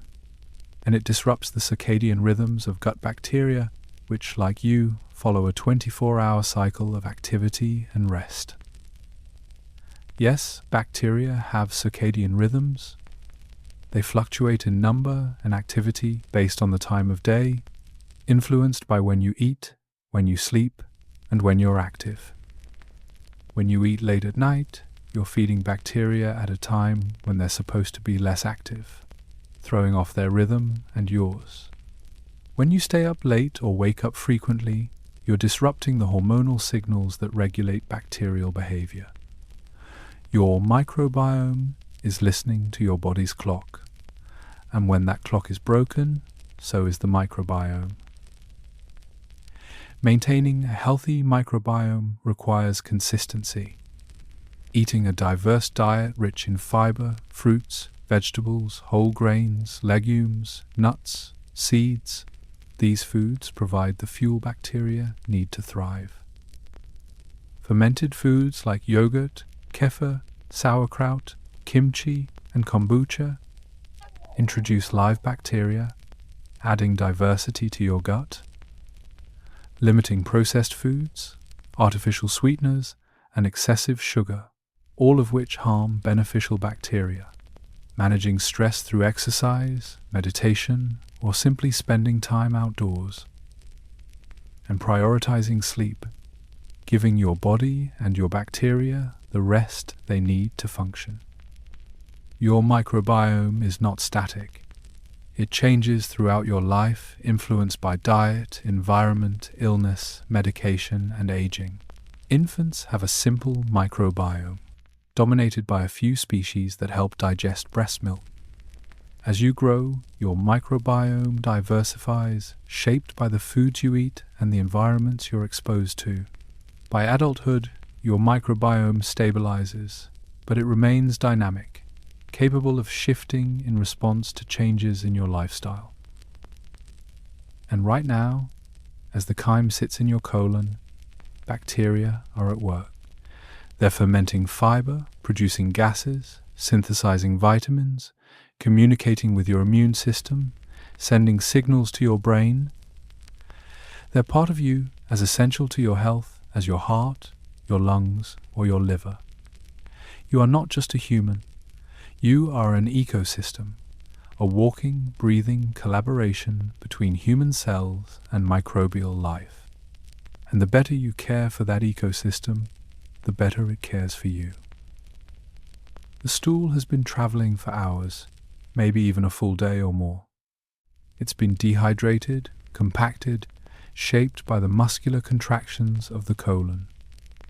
And now, it's reached the final holding area before elimination, the rectum. The rectum is the last 6 to 8 inches of the digestive tract, a straight muscular tube that connects the sigmoid colon to the anal canal. For most of the time, the rectum is empty. Stool doesn't sit there continuously. It waits in the sigmoid colon until a mass movement pushes it forward. When stool enters the rectum, the walls stretch, and embedded in those walls are specialized nerve endings called stretch receptors. These receptors detect the distension, the pressure, and they send signals up the spinal cord to your brain. This is the signal you recognize as the urge to defecate. It's not voluntary. You don't decide to feel it. It just happens. A biological notification that your body is ready to eliminate waste. But here's where things get interesting. You have two sphincters controlling the exit, the internal anal sphincter and the external anal sphincter. The internal sphincter is made of smooth muscle, the same involuntary muscle found throughout your digestive tract. You don't control it. It operates automatically, staying contracted most of the time to keep the anus closed. When stool enters the rectum and the stretch receptors fire, the internal sphincter relaxes reflexively. It's preparing to open. But the external anal sphincter is different. It's made of skeletal muscle, the same type of muscle you use to move your arms and legs. This one you control, consciously. This is the sphincter that allows you to decide when and where to have a bowel movement. When the internal sphincter relaxes and the urge hits, you can either relax the external sphincter and allow defecation to proceed, or you can voluntarily contract it, delaying the process until you find an appropriate time and place. This dual sphincter system is elegant. It gives you autonomy over a process that's otherwise involuntary. Infants don't have this control yet. Their nervous systems haven't matured enough to coordinate the voluntary contraction of the external sphincter. That's why toilet training takes time. It's not just about learning social rules. It's about developing the neurological pathways that allow conscious control over an automatic reflex. If you delay defecation, the rectum adapts. The stretch receptors stop firing as intensely, and the urge fades temporarily. The stool remains in the rectum, waiting. But this isn't ideal. Holding stool for too long allows more water to be absorbed, making it harder and drier. Chronic stool holding can lead to constipation, hemorrhoids, and a weakened defecation reflex, where the urge becomes less noticeable over time. Your body is designed to eliminate waste regularly. Ignoring the signal repeatedly teaches your body to ignore it too. The rectum itself is lined with mucus-secreting cells, just like the rest of the colon. This mucus keeps the stool lubricated and protects the rectal lining from abrasion. The rectum also has far fewer pain receptors than other parts of the body. That's why rectal exams, while uncomfortable, aren't usually painful unless there's inflammation or injury. But the anal canal, the final inch or so, is rich in nerve endings. It's highly sensitive, which is why conditions like hemorrhoids, fissures, or abscesses in this area can be intensely painful. The anal canal is also where the internal and external sphincters overlap. The tissue here is delicate, transitioning from the mucus-lined rectum to the keratinized skin of the perianal area. The anal canal is designed to stretch during defecation and then contract tightly afterward, maintaining continence. Continence, the ability to control bowel movements, requires coordination between the sphincters, the pelvic floor muscles, and the nervous system. When any part of this system is damaged by injury, surgery, childbirth, or aging, continence can be compromised. And continence is something most people take for granted until it's threatened. Fecal incontinence, the involuntary loss of stool, affects millions of people, particularly the elderly, but it's rarely talked about. It's stigmatized, embarrassing, isolating, but it's a medical condition, not a moral failing, and it's often treatable with pelvic floor therapy, dietary changes, or in severe cases, surgical intervention. Right now, the stool is sitting in the rectum, pressing against the walls, triggering the stretch receptors. The internal sphincter has relaxed. The external sphincter is contracted, holding everything in place. The urge is there, but it's manageable. You might be lying in bed, drifting towards sleep. You might be ignoring the signal, planning to wait until morning. Or you might be getting up, walking to the bathroom, preparing to complete the final stage of this long journey. There's a reason many people feel the urge to defecate in the morning. It's tied to the circadian rhythm. Gut motility increases in the early hours after waking, driven by the release of cortisol and the activation of the parasympathetic nervous system. Eating breakfast triggers the gastrocolic reflex, sending a wave of peristalsis through the colon and pushing stool into the rectum. Morning bowel movements are common, predictable, and healthy. But some people struggle with irregular bowel movements. They might go days without a bowel movement, experiencing bloating, discomfort, and a sense of incomplete evacuation. This is constipation, and it's one of the most common digestive complaints. It can be caused by dehydration, lack of fiber, inactivity, certain medications, stress, or underlying conditions like irritable bowel syndrome or hypothyroidism. It's also more common in people who don't respond to the urge promptly, who routinely delay defecation due to busy schedules or discomfort using public restrooms. On the other end, some people experience diarrhea, frequent loose or watery stools. Acute diarrhea is usually caused by infections, food poisoning, or a reaction to certain foods or medications. Chronic diarrhea, lasting weeks or months, can indicate inflammatory bowel disease, celiac disease, lactose intolerance, or other conditions that require medical attention. The ideal bowel movement is easy, complete, and regular. It shouldn't require excessive straining, it shouldn't be painful, and it should happen at least once every 1 to 3 days, though some people naturally go more or less frequently. What matters most is consistency. Sudden changes in bowel habits, blood in the stool, persistent pain, or unexplained weight loss are all reasons to see a doctor. The rectum is a waiting room. It's holding the stool until conditions are right for release. And when those conditions align, when you're ready, when the sphincters relax, the journey that began with a single bite of food hours or even days ago will finally reach its conclusion. You've made the decision. The urge is strong enough, the timing is right. You're in a place where elimination is possible and socially acceptable. Now comes the final act, the culmination of a journey that began hours or even days ago. The process of defecation is both voluntary and involuntary, a coordinated effort involving your brain, your spinal cord, your pelvic floor muscles, and both anal sphincters. First, you sit or squat. Position matters. The human body is designed to defecate in a squatting position, with the knees elevated above the hips.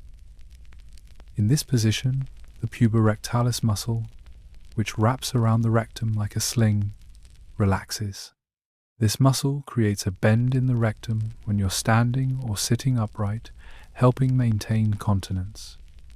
When you squat, the bend straightens, creating a clearer pathway for stool to exit. Modern toilets don't naturally put you in this position, which is why some people use footstools to elevate their feet, mimicking a squat. Once positioned, you consciously relax the external anal sphincter. This is the voluntary part. You're giving permission. At the same time, you take a breath and bear down gently, increasing intra-abdominal pressure. Your diaphragm contracts, your abdominal muscles tighten, and pressure builds in your abdomen and pelvis. This pressure pushes the stool downward against the relaxed sphincters. Meanwhile, the rectum contracts. This is involuntary, driven by the enteric nervous system. The rectal walls squeeze, propelling the stool forward. The internal anal sphincter, already relaxed reflexively, stays open. The external sphincter, under your conscious control, remains relaxed, and the stool begins to pass through the anal canal. The anal canal is only about 1 to 2 inches long, but it's packed with nerve endings. You can feel the stool passing. You can sense its consistency, its size, its movement. This feedback is important. It tells you whether you're passing stool, gas, or liquid, allowing you to adjust your sphincter control accordingly. Most people can distinguish between these sensations accurately, a skill called rectal discrimination. When this ability is impaired, often due to nerve damage or certain medical conditions, controlling bowel movements becomes difficult. As the stool exits, the anal canal stretches. The tissue is elastic, designed to accommodate varying stool sizes, but there are limits. If the stool is too hard, too large, or if you strain excessively, the delicate lining of the anal canal can tear, creating an anal fissure. Fissures are painful, often causing sharp, burning pain during and after defecation, and they can bleed. They usually heal on their own with proper care, increased fiber, stool softeners, and avoiding straining, but chronic fissures sometimes require medical treatment. Another common issue is hemorrhoids, swollen blood vessels in the rectum or around the anus. Internal hemorrhoids develop inside the rectum and usually aren't painful because that area has few pain receptors. But they can bleed, often noticed as bright red blood on toilet paper or in the toilet bowl. External hemorrhoids develop under the skin around the anus and can be intensely painful, especially if a blood clot forms inside them. Hemorrhoids are caused by increased pressure in the rectal veins, often from straining, chronic constipation, prolonged sitting, pregnancy, or obesity. Defecation should not be a struggle. It should not require intense straining, prolonged sitting, or repeated attempts. If it does, something is off. Diet, hydration, activity level, stress, or an underlying medical condition may need to be addressed. The ideal bowel movement takes only a few minutes, requires minimal effort, and leaves you feeling completely empty. Once the stool has passed, the sphincters contract again, closing the anal canal. The rectum relaxes, returning to its resting state. The pelvic floor muscles re-engage, restoring the angle that maintains continence. And you clean yourself, ideally washing with water or using gentle wipes, because the perianal skin is sensitive and prone to irritation. Let's talk about what's actually in that stool. By weight, roughly 75% is water, even after all the absorption that happened in the colon. The remaining 25% is solid matter, undigested fiber, dead bacteria, about 30% of stool's dry weight, dead cells sloughed off from the intestinal lining, mucus, and small amounts of fats, proteins, and salts. Stool is not just waste. It's a snapshot of your digestive health, a biological readout of what's happening inside your gut. The color of stool is usually brown, thanks to bilirubin, a breakdown product of red blood cells processed by the liver and excreted in bile. But color can vary. Green stool can result from eating lots of leafy greens or from food moving through the intestines too quickly, not giving bile enough time to break down fully. Yellow or pale stool can indicate a lack of bile, possibly due to a liver or gallbladder issue. Black, tarry stool can indicate bleeding in the upper digestive tract, a sign that requires immediate medical attention. Red stool might be from beets or food coloring, or it could indicate bleeding in the lower digestive tract. The consistency matters too. This is where the Bristol stool chart comes in, a medical tool that classifies stool into 7 types. Type 1 is separate, hard lumps, like nuts, indicating severe constipation. Type 2 is sausage-shaped but lumpy, still constipated. Type 3 is sausage-shaped with cracks on the surface, normal. Type 4 is smooth and soft, like a snake, ideal. Type 5 is soft blobs with clear edges bordering on diarrhea. Type 6 is fluffy pieces with ragged edges, mild diarrhea. Type 7 is watery with no solid pieces, severe diarrhea. Types 3 and 4 are the goal. Everyone poops. It's not gross, it's not shameful, it's biology. Ignoring digestive health, avoiding conversations about bowel movements, or dismissing symptoms as embarrassing can delay diagnosis of serious conditions like colon cancer, inflammatory bowel disease, or infections. Your stool is a health indicator. Pay attention to it. And with that, the journey is complete. The food you ate, the sandwich, the apple, the pasta, has been broken down, absorbed, fermented, and eliminated. From mouth to anus, the digestive tract has done its job flawlessly, automatically, while you went about your day, slept through the night, and barely noticed. And so we've reached the end. The food is gone, the nutrients have been extracted, absorbed, and distributed throughout your body. The waste has been eliminated, but the system is already preparing for the next meal, the next journey, the next cycle. Because digestion never truly stops.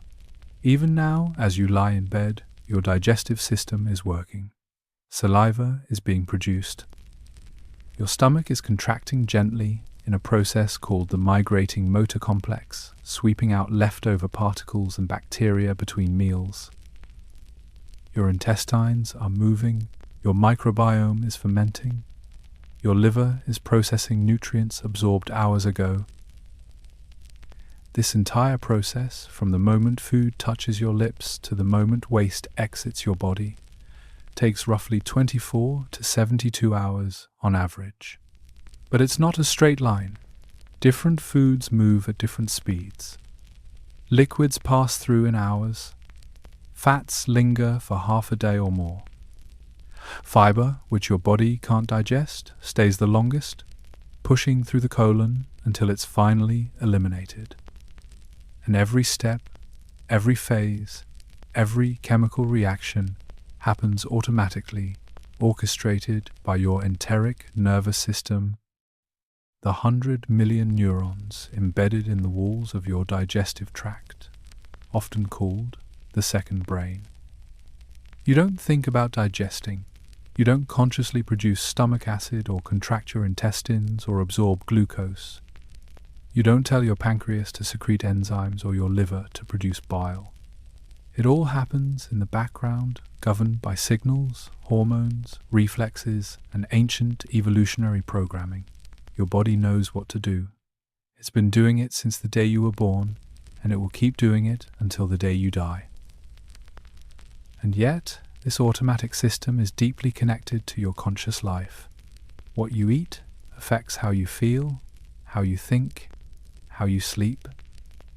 A heavy meal late at night disrupts your sleep because your body is still working to digest it, diverting blood flow and energy away from rest and repair.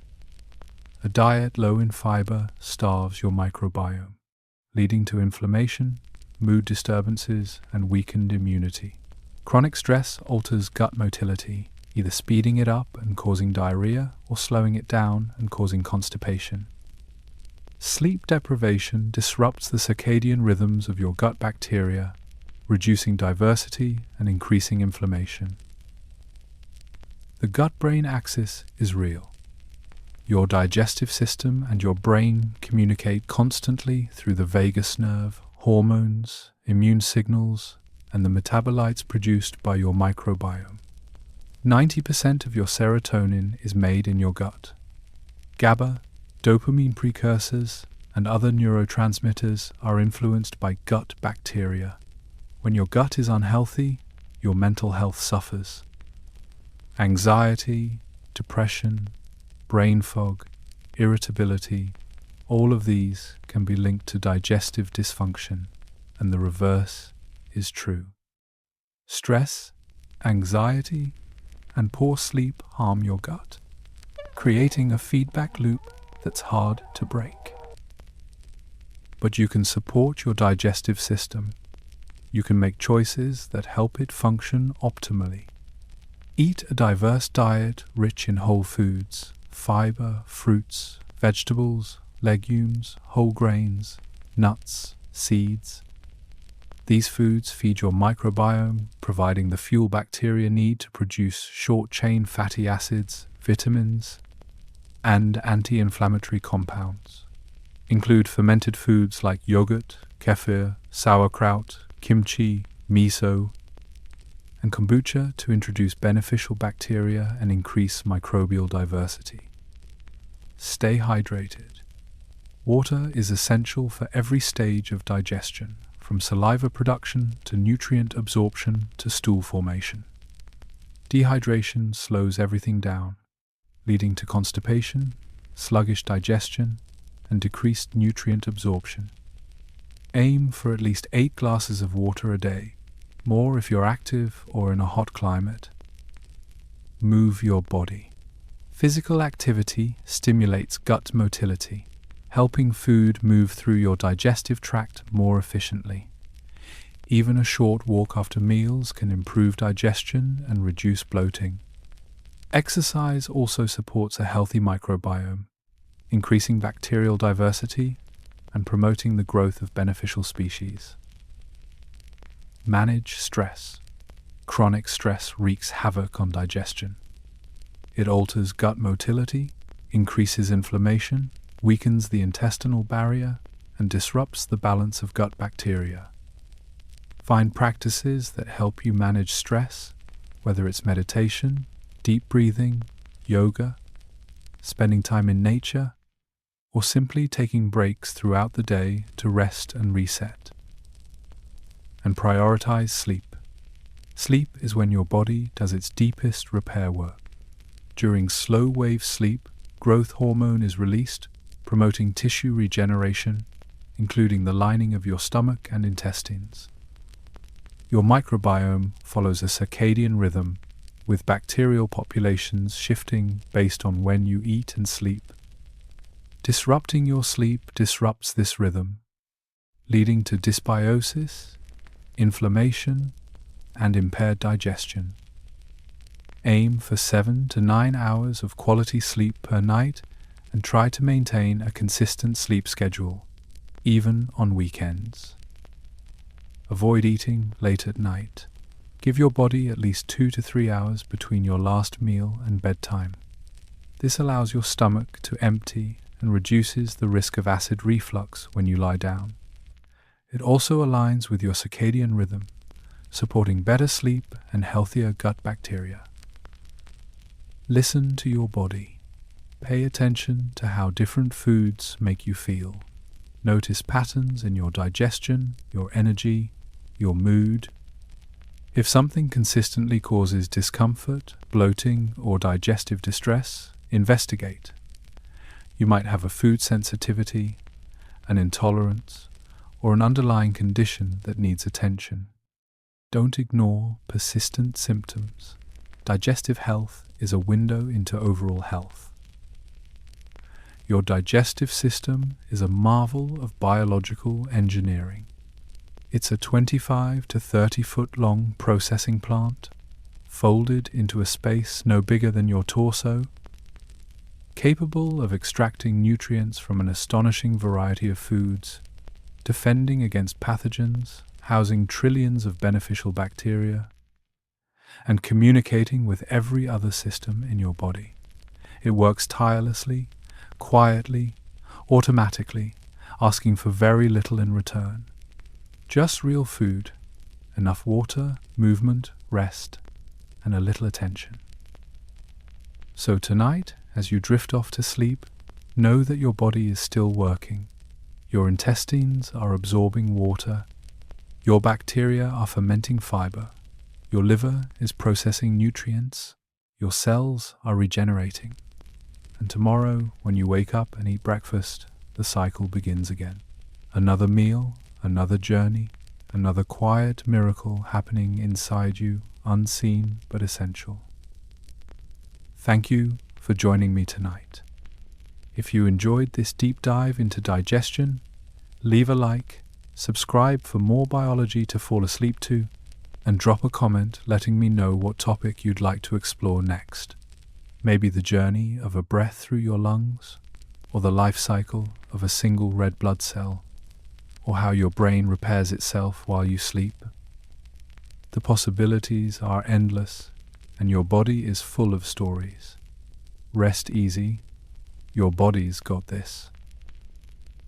So here we are, at the end of a journey that started with a single bite. You opened your mouth, and from that moment, your body took over. It crushed, dissolved, churned, absorbed, fermented, and eliminated, all without you consciously directing a single step. You didn't tell your salivary glands to produce amylase. You didn't instruct your stomach to secrete hydrochloric acid. You didn't command your small intestine to absorb glucose or your colon to reclaim water. It all happened automatically, guided by systems so ancient, so finely tuned, that they've been operating in some form for hundreds of millions of years. Think about that for a moment. Every meal you've ever eaten has followed this same path. Every snack, every sip of water, every bite of food from the day you were born until this very moment has traveled through your mouth, down your esophagus, into your stomach, through 20 feet of small intestine, 5 feet of colon, and out. Thousands upon thousands of meals, each one broken down, sorted, extracted, and eliminated with precision. Your digestive system has been working non-stop, day and night, for your entire life. And it will keep working, quietly, faithfully, until your final breath. We started tonight by saying you'd become the food. And, in a way, you did. You followed the journey from the outside world into the most intimate interior of your body. You experienced the violence of the stomach, the patience of the small intestine, the bacterial cities of the colon, and the final release of elimination. But more than that, you saw how deeply interconnected everything is. Your digestive system isn't isolated. It's in constant communication with your brain, your immune system, your endocrine system, even your sleep-wake cycle. The gut-brain axis, that highway of signals running between your intestines and your central nervous system, means that what happens in your gut affects your mood, your mental clarity, your stress levels, and yes, your sleep. When your gut is inflamed, your brain feels it. When your microbiome is disrupted, your neurotransmitter production suffers. When you eat poorly, sleep irregularly, or live under chronic stress, your digestive system bears the burden, and that burden ripples outward into every other aspect of your health. But the reverse is also true. When you nourish your gut with fiber, whole foods, and fermented probiotics, you're not just feeding yourself. You're feeding trillions of bacteria that produce vitamins, neurotransmitters, and anti-inflammatory compounds. When you stay hydrated, you're ensuring that every stage of digestion runs smoothly, from saliva production to stool formation. When you move your body, you're stimulating peristalsis, supporting motility, and promoting a diverse microbiome. And when you prioritize sleep, you're giving your digestive system the time it needs to repair, regenerate, and reset. Sleep and digestion are partners. They depend on each other. Poor digestion disrupts sleep. Poor sleep disrupts digestion. But when both are working well, when you're eating in alignment with your body's needs and sleeping in alignment with your circadian rhythm, everything flows. You wake up feeling rested, your energy is stable, your mind is clear, your gut is calm. It's not magic, it's biology, functioning the way it was designed to. And yet, so many of us live disconnected from these systems. We eat without thinking, consuming processed foods that lack fiber and confuse our microbiome. We ignore hunger cues and fullness cues, eating too much or too little, too fast or too late. We sit for hours without moving, letting our digestion stagnate. We stress without rest, flooding our gut with cortisol and adrenaline. And then we wonder why we feel bloated, tired, anxious, and unable to sleep. But it doesn't have to be this way. You have more control than you think. Not over the automatic processes, you can't will your intestines to absorb faster or your stomach to produce more acid, but over the inputs. You control what you eat, when you eat, how much you move, how you manage stress, and how you prioritize rest. These choices, made consistently over time, shape the health of your digestive system. And the health of your digestive system shapes the quality of your life. Tonight, as you settle into bed, maybe think about the meal you had earlier today. Picture it, beginning its journey. Imagine it moving through your esophagus right now, maybe sitting in your stomach, being churned and dissolved, or traveling through your small intestine where villi are pulling out nutrients and passing them into your bloodstream. Or perhaps it's already in your colon, being dehydrated and shaped, while bacteria ferment the fiber and produce compounds that will fuel your cells tomorrow. All of this is happening inside you. Right now, as you lie still, your body is working, it's processing, it's healing, it's preparing for the next day. And it's doing all of this without asking for applause, without demanding attention, without needing your conscious involvement. It just works. And that, when you really stop to think about it, is extraordinary. Digestion is not glamorous. It's not the system people celebrate or marvel at the way they do the brain or the heart, but it's foundational. Without it, nothing else functions. You can't think without glucose. You can't build muscle without amino acids. You can't regulate hormones without fats. You can't fight infections without a healthy gut lining and a robust microbiome. Everything starts with digestion. Everything depends on your body's ability to take the outside world, break it down, and turn it into you. So give it what it needs. Feed it well, hydrate it, move it, rest it, and trust it. Your digestive system has been refined over millions of years of evolution. It knows what to do. You just have to stop getting in its way. Before you drift off tonight, I want to leave you with a question. Not one you need to answer out loud, just something to sit with. When was the last time you really paid attention to your digestion? Not just when something went wrong, not just when you felt bloated or uncomfortable, but when you actually appreciated the quiet, constant work your body does to keep you alive. Maybe tomorrow, after your next meal, take a moment, feel the fullness, notice the subtle shifts, acknowledge the process. You don't have to do anything, just notice, just appreciate. If you enjoyed tonight's journey, go ahead and hit that like button. Subscribe if you want more slow-paced biology to fall asleep to, and drop a comment letting me know what you'd like to explore next. Maybe the circulatory system following a single red blood cell through your entire body, or the nervous system tracing a thought from neuron to neuron, or even the lymphatic system, the body's silent cleanup crew. There are endless stories happening inside you, and I'm here to tell them. Thank you for being here. Thank you for listening. And thank you for trusting your body to do what it does best. Now close your eyes.